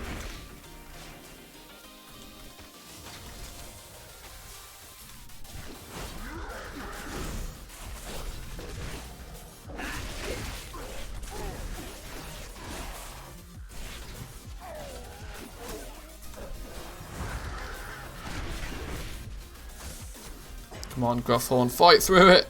Use your shield.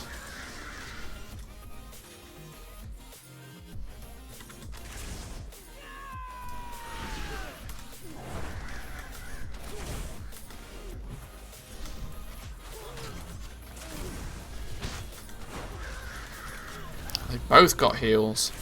I haven't got that many interrupts. God damn. Vegan hunter. I'd never ever understand vegans. Meat's just too tasty. Just tastes too good.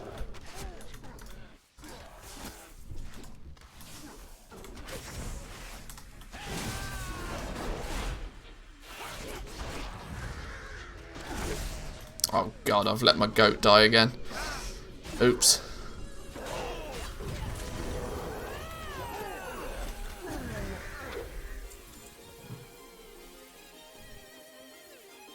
Ooh, free herbs. Farmed them so they're free.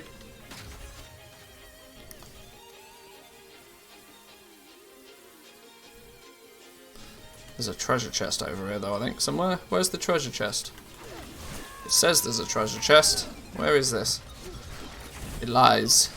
I see no treasure chest.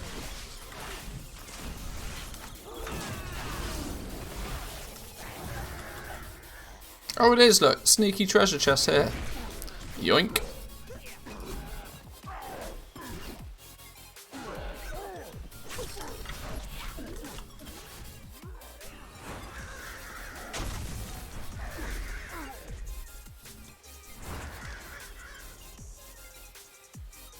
Why can I not click on this now? Oh, because I've 100%ed it. Derp. I can tell I'm tired today. My brain just doesn't work in the same way it's supposed to. I'm quite glad it's almost the weekend.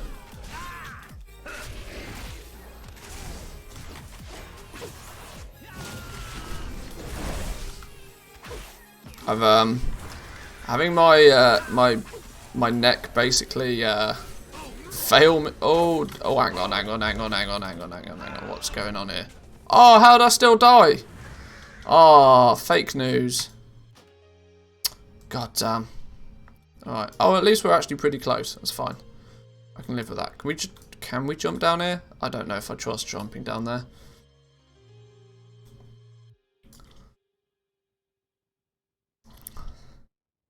Yeah, I think breaking my neck earlier in the week has it killed my efficiency. We've only put out like 2 videos this week on the YouTube channel. I feel really bad. I haven't even done an update to this series this week, which is doubly bad.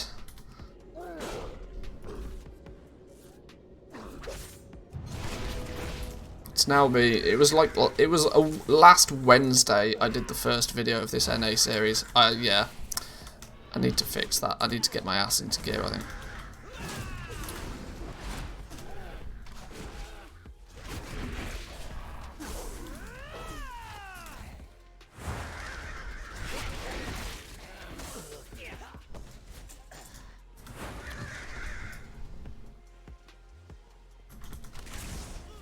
I was I had every plan of using this, you know, getting up and running on NA. I had every plan of completely cheesing it just for content, and I've failed at that pretty heavily. If I was cheesing it for content, I'd have made more than 1 video on it. I feel bad now.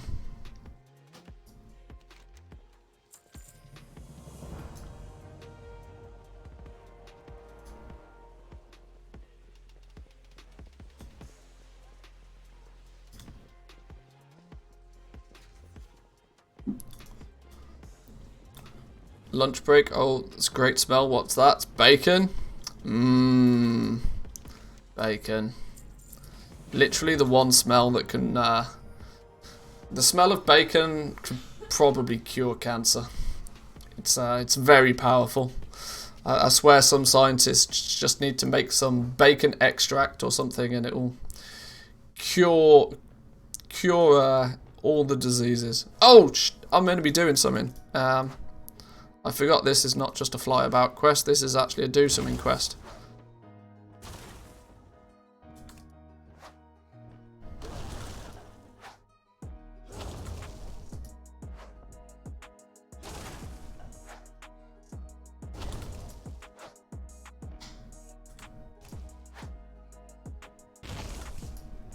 Oh, look how many of them are on the bridge.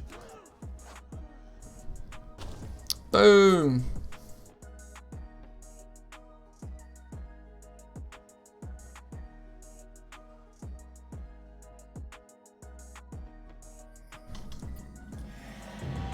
Oh, and we got the Explorer achievement. Look at our achievements, though. We've got exactly 275 achievement points. That's just terrible. Actually terrible.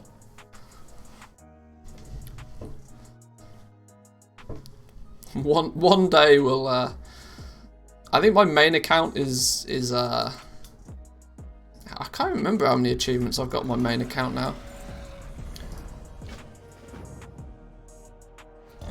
Definitely more than 275 though.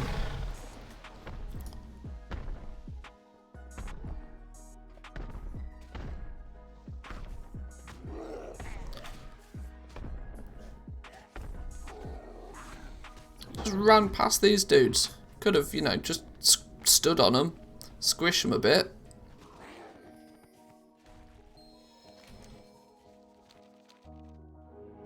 Oh, cutscene. Visions had best be right about this. Heretic! You trespass upon sacred ground. Ah, he arrives. The lower of... What do we call him now? Mind your tongue, traitor. Razan. Razan should be a mount, I think. Riding on the back of a big like, the long boy was cool. But riding on the back of Razan, now that's cool. What's better than a long boy? A T-Rex in gold armor.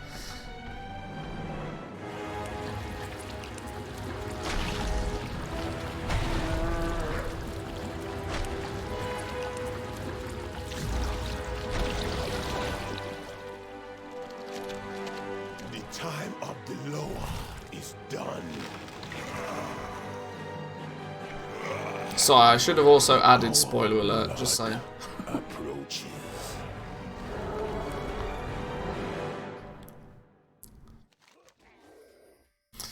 Alrighty then.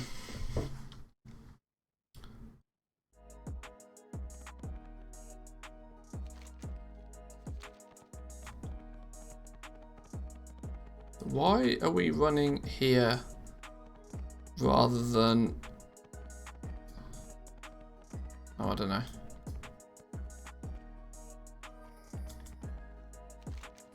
Which one do we want? Do we want the actual upgrade or... Oh, in fact, they're both the same.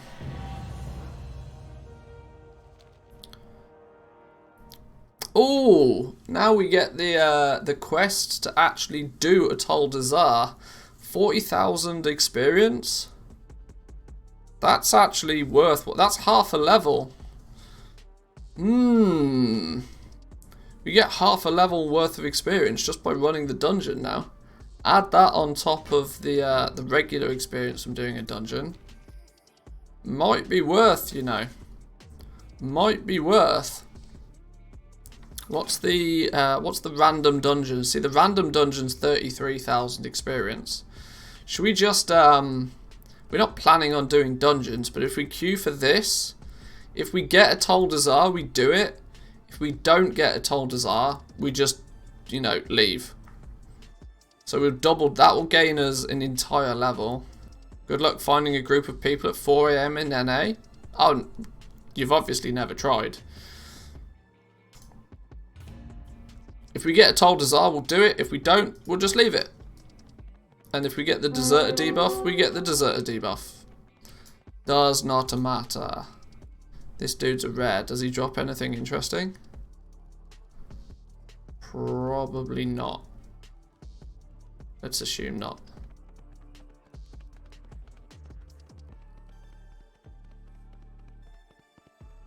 Chinese are playing 24/7 there.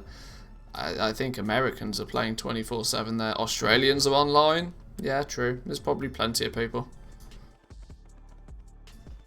So, what's it saying? 4 minutes for a dungeon queue? For a DPS at 4 o'clock in the morning, 5 o'clock, 6 o'clock in the morning? I'll take it.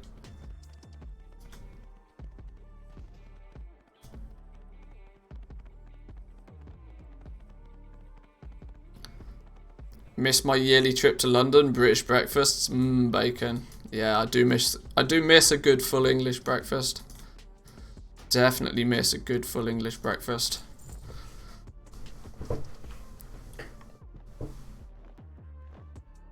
Well, I guess then we'll go do we'll do the next. We'll go. I mean, we could do Nazmir because it's actually the shorter of the two. Voldun's probably better because we'll get the Volpera unlocked at the same time. And I worry that we might not stay there very long because we'll hit when we hit 48. If we hit 48, we're like peace out. We're straight into Shadowlands at 48. So.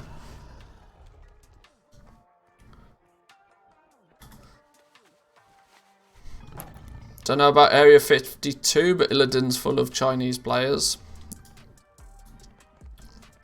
It doesn't matter, does it? Because the group finder is just like, you know, universal.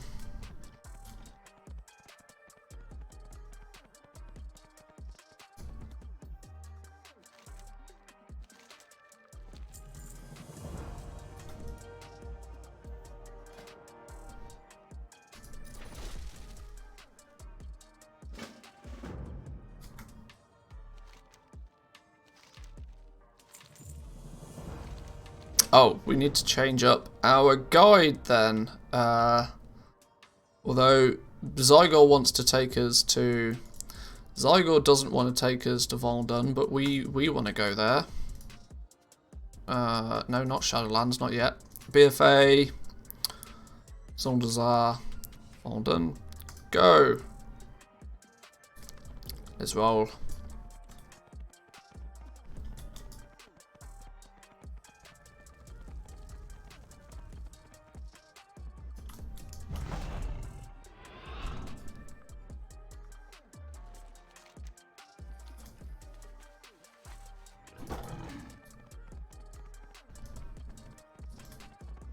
How do we get to this dude? It's down here. God, I wish I could fly. I really wish I could fly. What's going to be even worse is I'm going to have to do Shadowlands without flying as well. Everybody will be zipping about. Not me.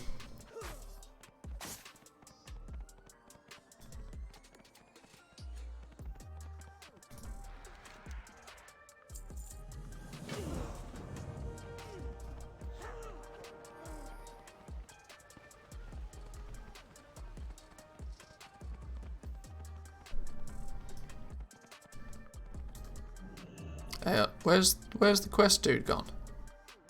I'm just too fast. I'm too speedy. That's the problem. Too speedy. Oh, well, if I'm too speedy, this dude is too slow.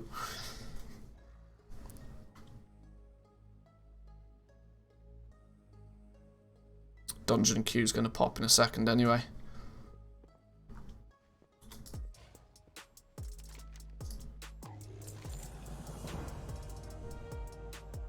Cool.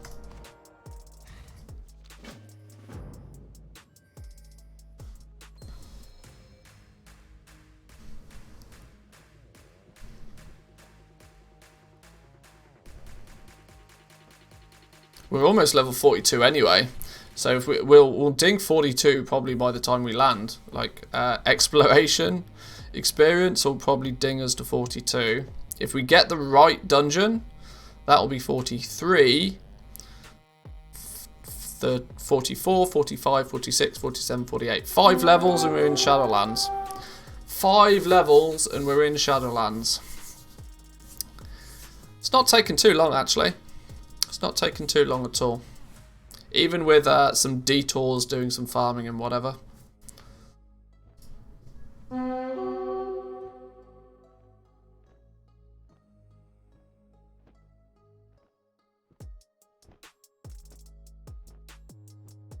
Oh, now the dungeon queue's gone up to 6 minutes. You guys might be right. Maybe there's not many people online.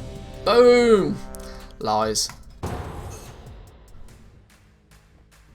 What was the dungeon, though? I don't know what the dungeon is. Oh, I need to know if I'm leaving it or not. It worries me that people are already in combat.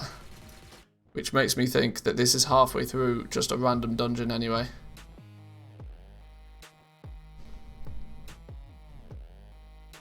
A level 25, a level 19, a level 37, and a level 33. Yeah, sure. To speed things up. Oh, snap! What's King this? has nosy visitors. That could pose a problem. Oh,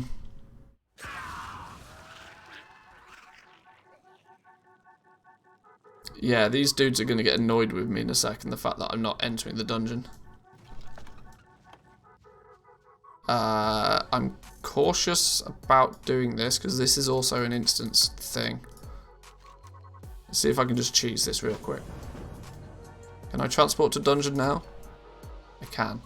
No. Not while an encounter is in progress. Oh god, look at the health bars.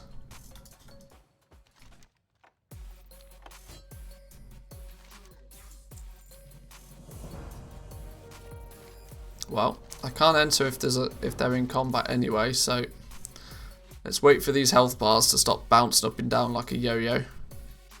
Cheeky Storm Silver Deposit.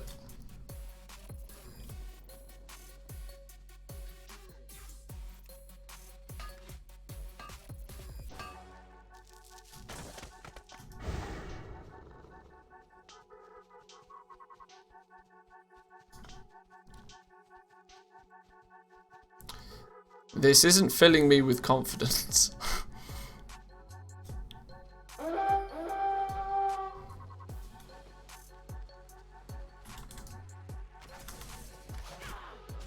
The tank's dead.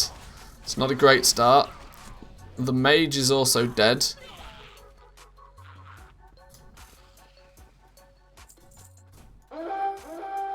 I mean, I might not even make it to this group before it disbands anyway. At this rate. It doesn't look hopeful, does it? Right, there's 3 of them dead. Go on then, hurry up and die. Wipe. Oh god, do I really want to join a group that's, you know, wiped? Oh well, let's find out. Let's find out. How bad can it be, right? How bad can it be? Spam regroup. Oh dear, yeah. Tank's complaining that the healer doesn't know how to heal. Well, they've killed 2 boss. Okay, sure, they're on the final boss. Well, this could be the fastest level in history. This could legitimately be the fastest level in history. They've aggroed this dude. Can we please just pew him? Now he's evading. There we go. If I like, because if I we're likely to get the experience for it being a random dungeon on top of the quest experience for killing Yasmir. This could be the quickest level in history. Depends on how many times we wipe. That is true. But I'm here now. It's fine. We pew pew hard, and we pew pew like we mean it.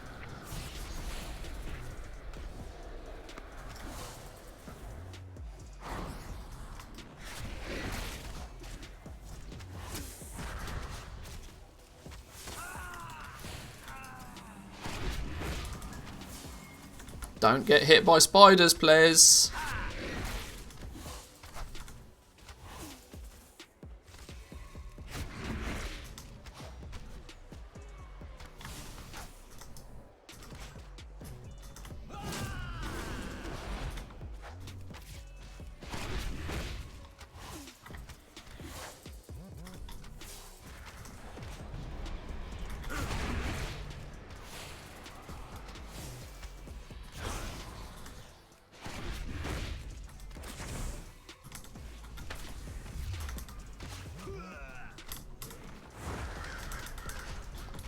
See, we got this. No bother. No bother. This is going to be the quickest level in history. Let's grab our loot. Let's peace out. We got half a level from doing that. Now the problem is we've just flown away from exactly where we need to hand that quest in. But we can kind of bank the experience for that now. What was the quest called? Probably this one, right? Stop the evacuation. No, wasn't even that one. What was the? Oh, it was this one. There we go. There we go. 37,000 experience. Next time we happen to be over this way, we'll hand that in. There's half a level, pretty much banked. Super fast. Love that. Love that.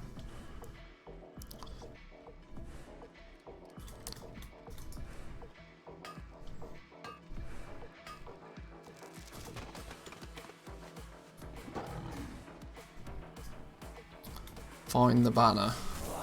Where's the banner then?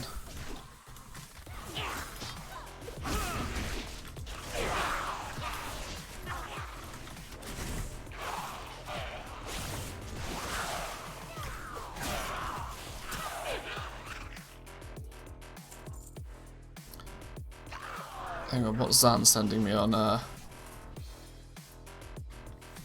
Oh, Zan's tracking his... Is he here? He's in chat. Zanzaful's now tracking all his level 50 characters and their mission table rewards. Anima spent 6,000, Anima collected 2,800, raw gold, 12,000 raw gold, 7,700 rep, augment runes 58, polished, 300 polished pet charms, holy smoke. Heroes caches. Okay, the question will be is whether it can be Anima, you know, positive. Dude, this is going to be insane. By the time you're doing it, well, if and as and when you end up doing it on 50 characters, yeah, it's going to be a bit bonkers. On those, I assume on the characters you're already doing it on, though, you're still, you know, sort of leveling them up still. Am I right? I'm assuming they're not level 60 characters already. Not characters, but the companions, followers, whatever you want to call them. At the moment, it seems daily raw gold of about 1,600, which means it can be 80k a day with 50 characters. I mean, anything that you can do with 50 characters should be, you know, stinky amounts of gold. Ooh, an anchorweed. It's only going to get better. It's true. I've kind of thought about making a little tracking thing for my followers as well, or for my characters, because I've got loads of level 60s kicking about. But the problem I have is that I just don't get around to doing the Torghast runs and that sort of stuff with them. I think I'm only properly set up with 4 characters for the mission table.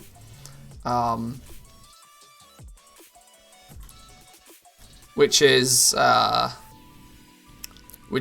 considering I think I worked it out the other day. I've got 5 level 60s on my main rel, 2 on Tauren Mill, so that's 7, 2 on Draenor, so that's 9, and this dude eventually, when he hits level 60, will be my 10th level 60. Yeah, so 10 level 60s.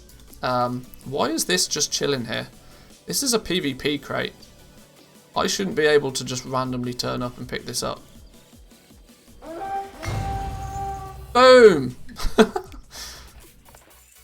I genuinely get 14 gold for that? Is that it? Is that all you get from one of these things? 14 gold? Well, no wonder nobody does it then.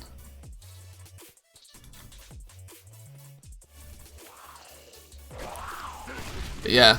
With having nearly 10 level 60s now, it's kind of embarrassing that I don't have the mission table set up on most of them.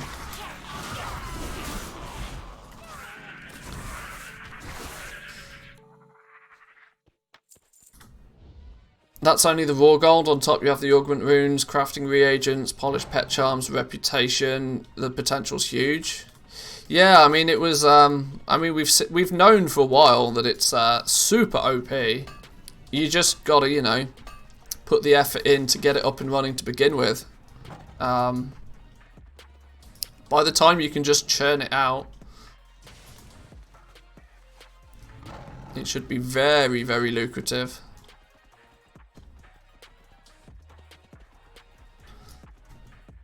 We may almost have a Legion 2.0 issue on our hands if it gets, you know, too lucrative.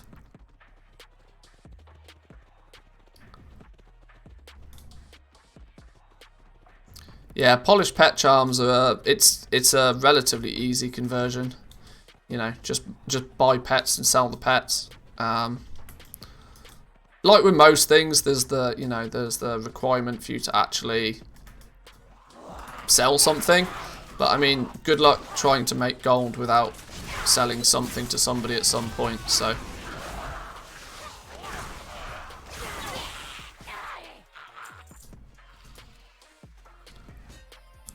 Setup's insane though, probably won't be done before like December or January with how I've been doing it so far. Well, you know my point of view on it.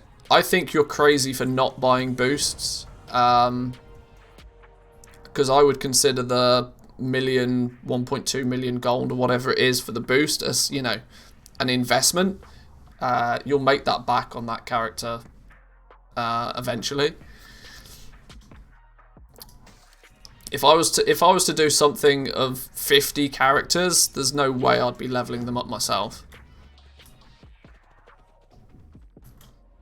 I would want to kickstart, I mean, especially considering you've got so much time and effort to invest into each character by the time they're actually level 60 in the first place, that the time spent just leveling the characters, if you can circumvent that, I would, but...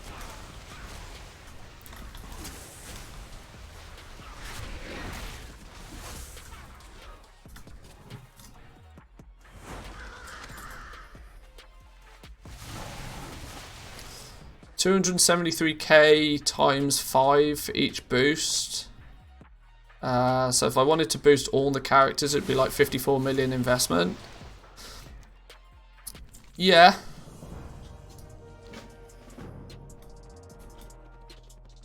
But it's the sooner you have the characters, the sooner they'll start, you know, turning a profit.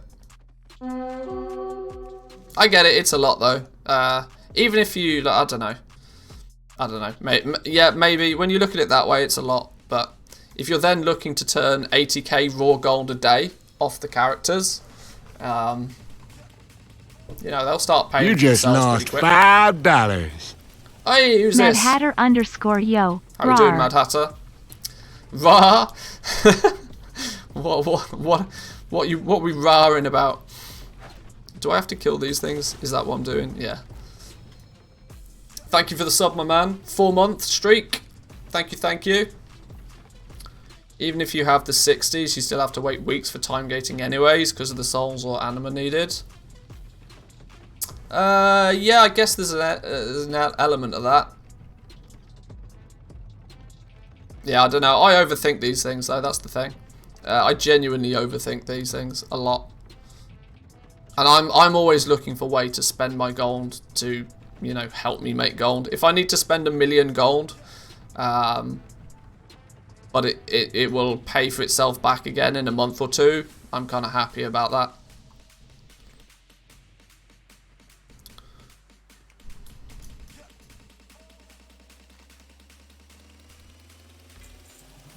Ooh, rare upgrade. Go on then. Oh, on my bow as well.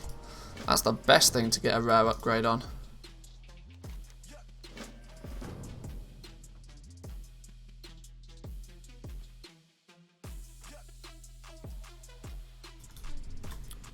Make a Volpira hideaway your home. Alright, sure.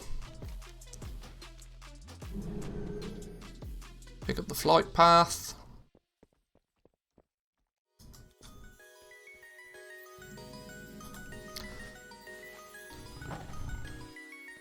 Have you, Zan, have you kind of calculated how long it takes you once you hit 60? Like, how long is it roughly going to take you to do whatever it is you need to do before the characters get to the point where they just sit at the anima table? Are you trying to actually, are you going to try and also rank up their covenants as well? Or, because if you try and get your covenants to like 3 of 3, so they're anima, you know, net positive, that alone is like 60,000 anima or something.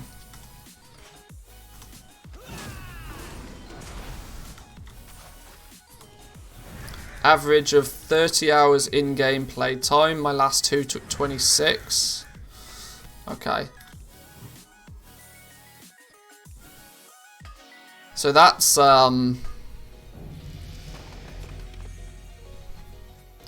That's maybe 1-2 characters a week that you can max out, which is 25 weeks if you to do 50 characters. That's still 6 months, even if you were like doing that consistently. That's still 6 months.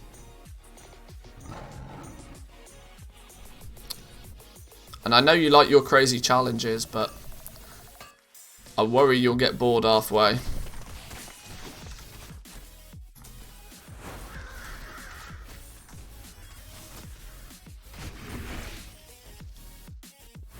Just need more at max level.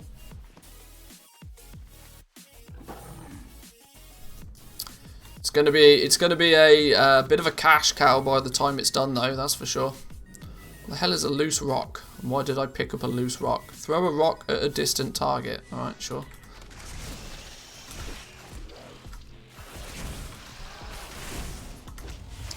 $80k a day if you had all followers with command table 3 starting tomorrow would take 675 days to make your money back. Yeah, there's not that many days in Shadowlands. This is the thing for me, right? I would want to be doing this as fast as possible, because the sooner you get the characters leveled up and done, the longer you have for the mission tables to be lucrative for you. And Shadowlands for sure is on a it's on a timeline right now.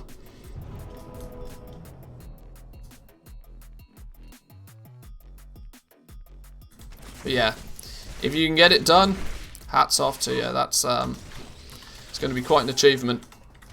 There's a few other, like Drizzling Rose, for example. She's got like 50 characters at level 50 or something, or is trying to get 50 characters at 50.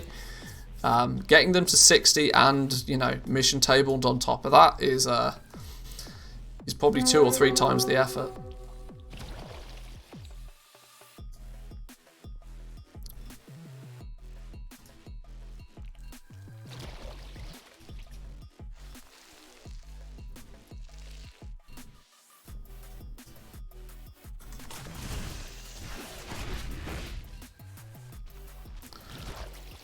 Enjoying it a lot at the moment. Well, that's it. As long as, I mean, the name of the game is, you know, have fun doing whatever the hell it is you want to do in game. Don't let anybody else, you know, tell you otherwise. If you're having fun doing what you're doing, then do it. That's the whole point. Just don't grind too hard if you get to a point where you don't enjoy it.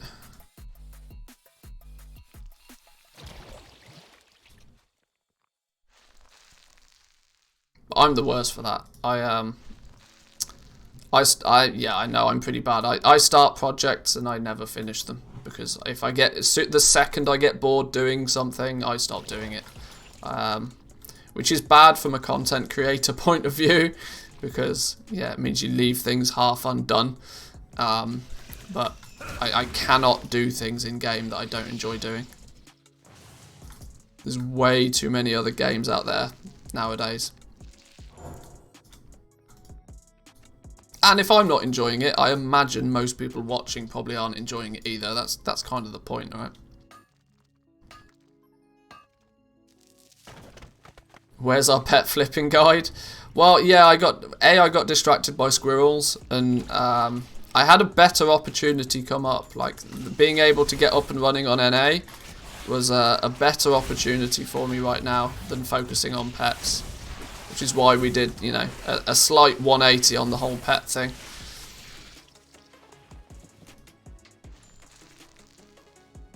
We'll get back to the pets eventually. It's on my bucket list of things to do in Shadowlands, so we'll get to it. What do I need? I need one more of these squishy plant things. Here we go, here's one.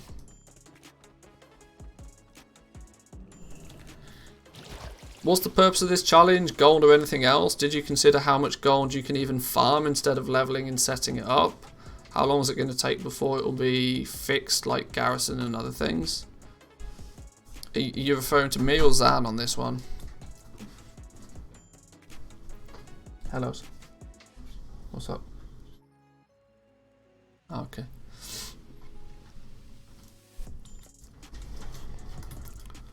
Besides, I think I can get 50 max levels faster. It will come back to me, which in turn will get you more gold. Even if they nerf the mission tables.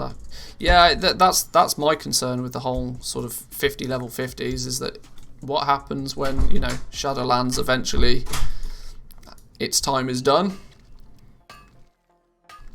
But yeah, there's always good reasons to have lots of alts. So even if they change something with the mission table, having stacks of alts lying about can always be helpful. I mean, look at the times, for example, in the past where like alchemy daily cooldowns, for example, was a big thing. Those guys that had like 20 alts just lying about that could put alchemy on all of them made an absolute killing.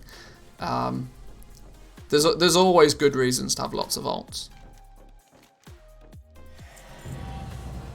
250 quests complete. Oh, we're getting some really random achievements now.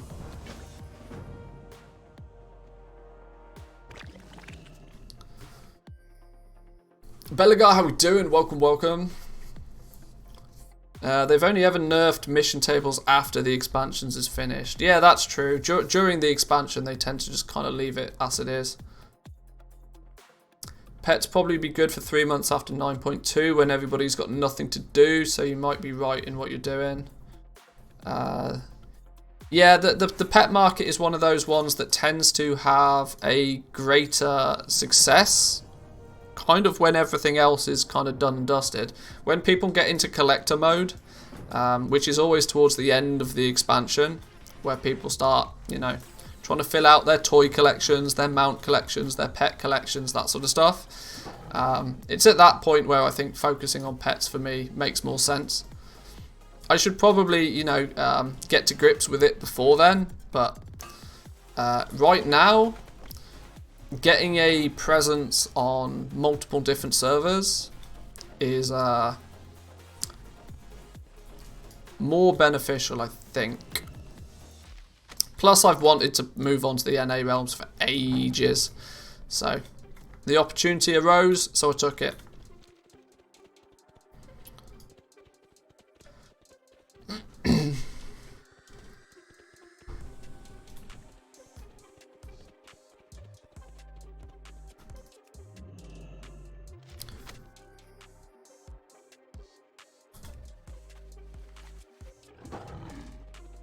Can't imagine we won't be seeing some sort of mission table in 10.0. I very much feel that the mission table was the way that it is now. There's a name for the type of it's not idle RPG, but it's basically Raid Shadow Legends.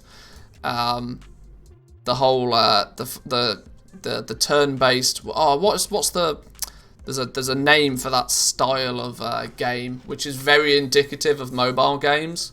That you put together a group of people and then it's like an auto battler. That's probably the word I'm looking for. Auto battlers are very mobile game-esque, and I have a feeling that we know that Blizzard are working on multiple mobile games. I imagine the mission table in Shadowlands was a way for them to test their auto battler before it actually becomes a proper, fully fledged mobile game. Is my prediction. Obviously, we know about Diablo Immortal, but they're also reportedly working on 2 Warcraft-themed mobile games. Now, this auto battler style of game is very popular in the mobile scene. Mobile pet battles, I'm ready. Mobile pet battles could be cool. I think people have wanted that for a while. It would bring more life to the pets in-game, if anything else. What you collect in-game, you could then use, yeah. I've said for a while, I'd like to see Hearthstone brought into World of Warcraft. Like, I wish they'd just, they can keep Hearthstone as a standalone game, sure. But I'd like to see it integrated into Warcraft as well. That you could collect the cards in some way in World of Warcraft. Because at the moment, Hearthstone is just it's a cash cow for Blizzard, right? It takes an art team, the art team spends a month on designing a new deck of cards for Hearthstone, and then they, you know, they release it and cash cow it for a month, and I'm quite sure Kriparian sells his fair share of Hearthstone packs for Blizzard, and then they move on and rinse and repeat again 6 months later.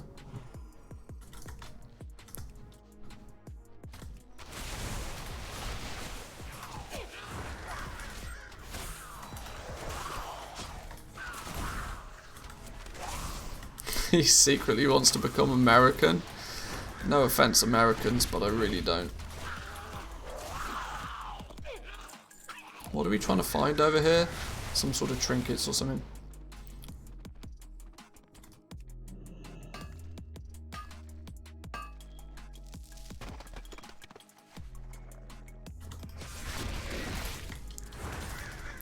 This used to be one of the hyperspawn farms, didn't it? I remember this place. Main reason I wanted to do this because I just want to see if I can get it done. Well, sometimes that's half the fun of the challenge, right?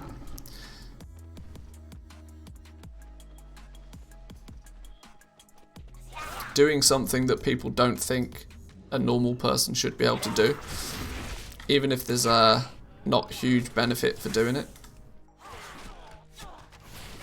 And didn't you do like 1,000 runs of mana tombs or something? That in itself is bonkers.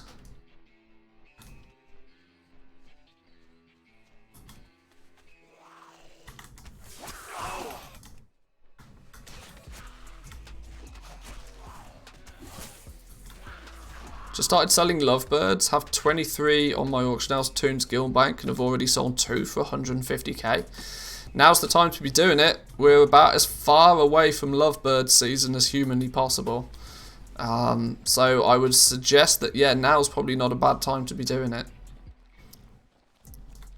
Because we're kind of halfway between. We're 6 months after you could get them, and 6 months away from being able to get them again. So now is probably sort of the peak value for them, I'd guess.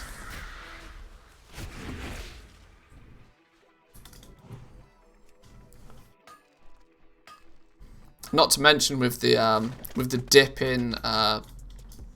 in subscribers recently, probably a lot of people that were consistently posting them now just aren't.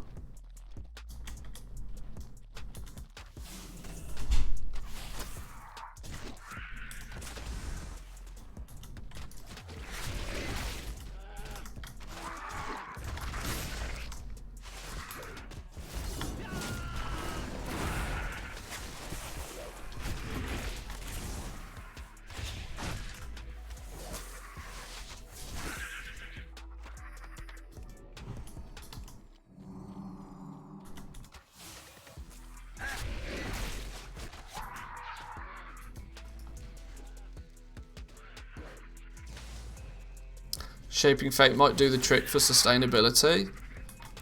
I mean, for example, on my druid has a reasonable setup for the mission table, yet hasn't really done much Korthia.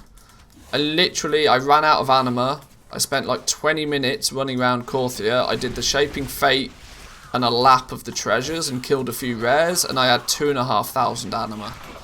Which, even if my anima table isn't self-sufficient, I can make 2,500 anima last me like a couple of weeks easily, and I did that in 20 minutes in Korthia. So even if you don't spend the anima upgrading your Covenant system, you can still probably run a mission table on just 20 minutes of effort each character quite easily. Oh, I've got no pet. Hang on. Hang on. Oh, please don't die. Please don't die. Please don't die. Please don't die. Please don't die. I died.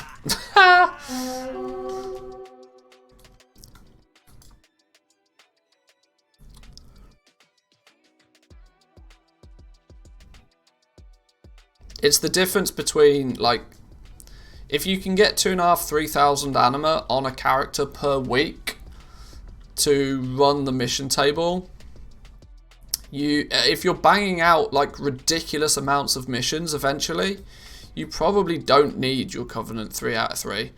I mean, I think I worked out that 2 out of 2 is probably more than enough. And that's like 20,000 anima requirement, something like that, to upgrade all of your buildings to 2 of 2. 2 out of 2. Which is a lot more manageable than 60,000. Especially when you're multiplying that across 50 characters. The Covenant Sanctum upgrade does not increase the anima rewards for missions. It does. It absolutely does. It absolutely does.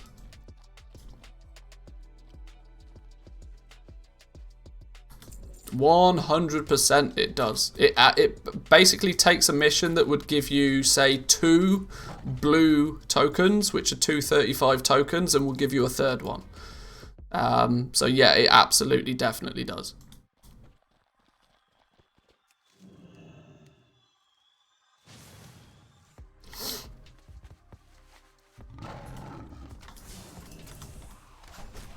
The 9.1 anima upgrades are not as powerful because they tend to pinpoint certain things. So like the epic missions, the epic world quests get an anima buff and whatever, but the Sanctum upgrade ones just give you 1 more anima token from any activity that gives you an anima token. So the mission table where it would give you 2 rare tokens or, 70 anima would give you a third one, which would then up it to like 105 anima. And then, as you go up, it snowballs. Oh, my pet's not actually dead, apparently. There we go.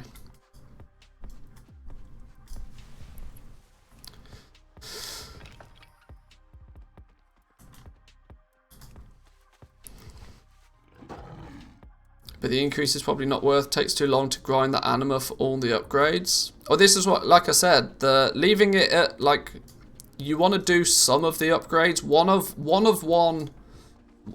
across the board is not enough to be anima self-sufficient, but two of each is enough to be self-sufficient. The anima that you get from the mission table will then cover the cost. If you go to 3 of 3 though, you start actually generating anima from the mission table. And if you go 2 of 2 and maybe do Shaping Fate on the character once a month, you'll probably have more than enough anima. I would if you are looking to do this on scale, I would definitely check the maths on that one.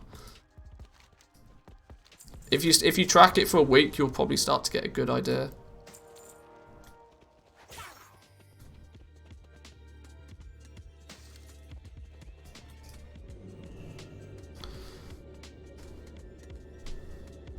Anima self-sufficiency doesn't feel that important with Korthia because you can get so much of it now. Yeah, but the last thing you want to be doing is the Shaping Fate on 50 characters every week. That alone will take you like 25 hours to do. So what you don't want to have to rely on the anima that you can get from Korthia. You want the mission table to be self-sustaining so that all you're doing is logging onto the characters and churning missions. Doing it on 3 characters, yeah, sure, no problem. It's like an hour or so a week to do Shaping Fate, but doing it on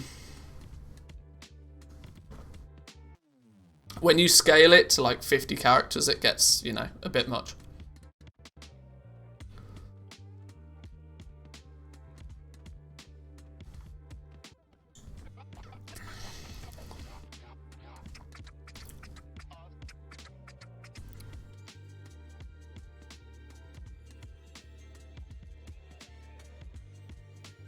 Went for the staff you mentioned and it's level 14 on a level 10. Is that normal?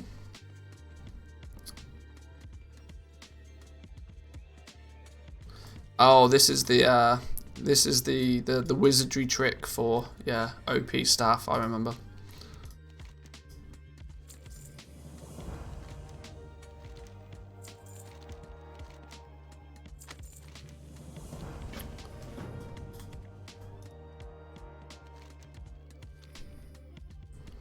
Get in our caravan. Haha! It's llamas! We had an interesting talk about llamas not so long ago. Are they llamas or alpacas? Dot and what's the other? Dot and Dolly.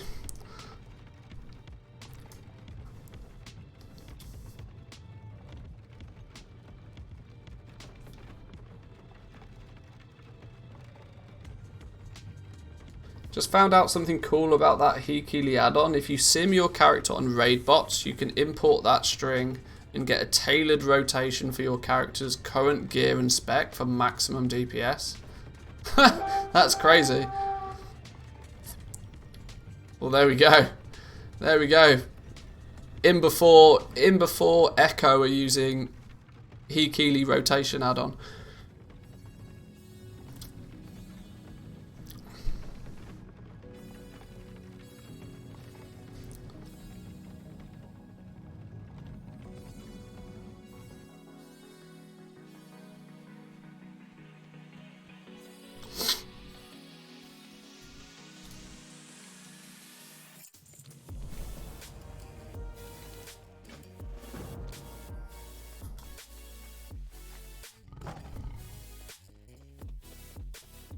What is this? Some free herbs.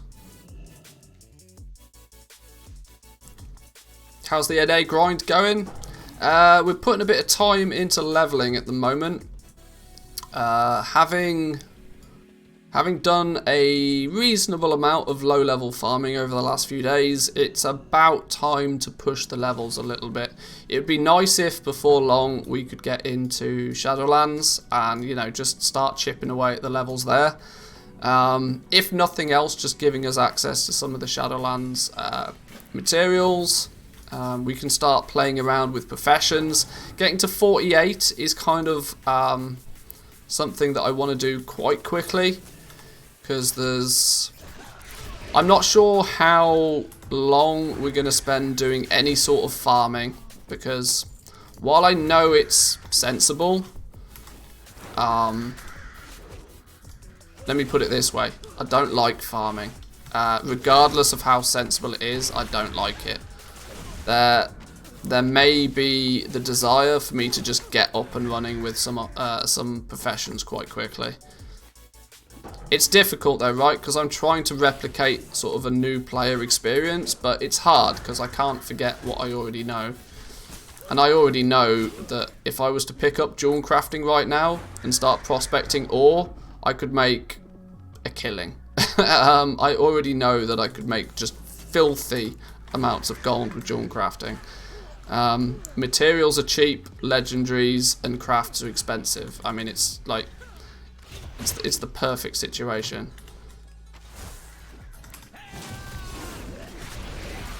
But I'm like, yeah, I'm trying to take it a little bit slower, but I'm finding it hard to not just zerg 60 and go ham.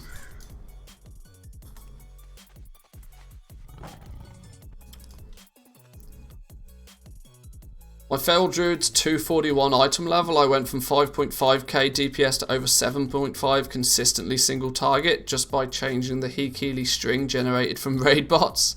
That's pretty crazy.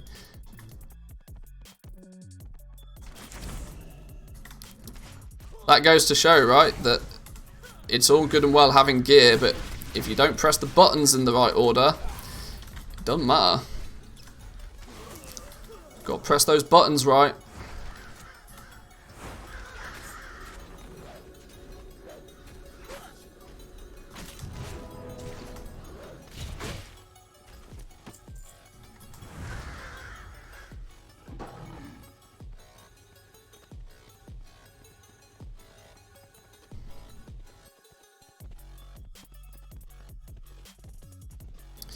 One thing I have noticed though is that this add-on doesn't perfectly work for like every class and every spec fantastically well,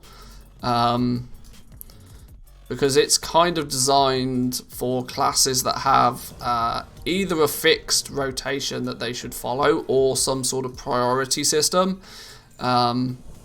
it doesn't take into account very well that there are times where you might want to hold back on using an ability because you know that certain boss or certain enemy is, you know, going to do something that you need to react to. So it's this by no means perfect, but training dummy, yeah, sure, you'll max the DPS charts on a training dummy with this. If that's what you care about, if you got a patchwork style boss, then this is probably pretty good, but it's not perfect. I'm normally tanking, so having a DPS rotation is weird for me, I suppose.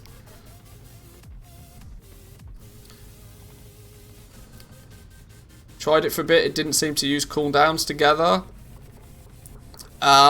It does and it doesn't. I've noticed that if it thinks that you can probably... Yeah, it doesn't 100% always line up your cooldowns. But if there's like a 20-second delay, if you have to wait more than 20 seconds to press that cooldown, it will tell you to press it. Because it's probably better then to press it without them being aligned than it is to just wait with it off cooldown for 20 seconds. But that's real DPS min-maxy stuff that I don't really pay much attention to because I don't care.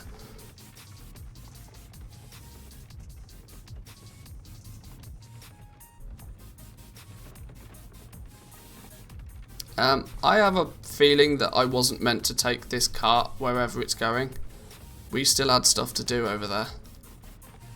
Oops.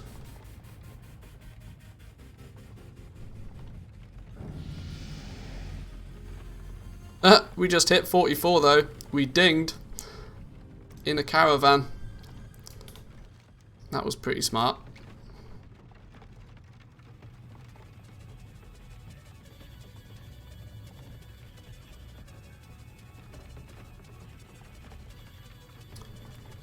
When you put your custom string in, if it doesn't make you overlap your cooldowns, then that's not optimal. Yeah, like I said, people, like, yes, overlapping your cooldowns 9 times out of 10 is the right thing to do. But that's not to say that you shouldn't.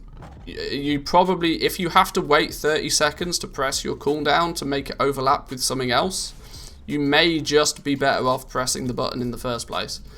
That is entirely possible. And that's why people sim their characters to try and work that sort of stuff out. Like,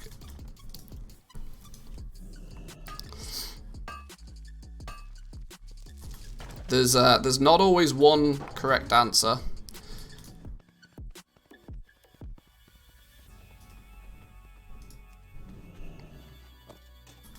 I have no idea why I'm picking this stuff up. What am I actually trying to do here? Let's turn this in.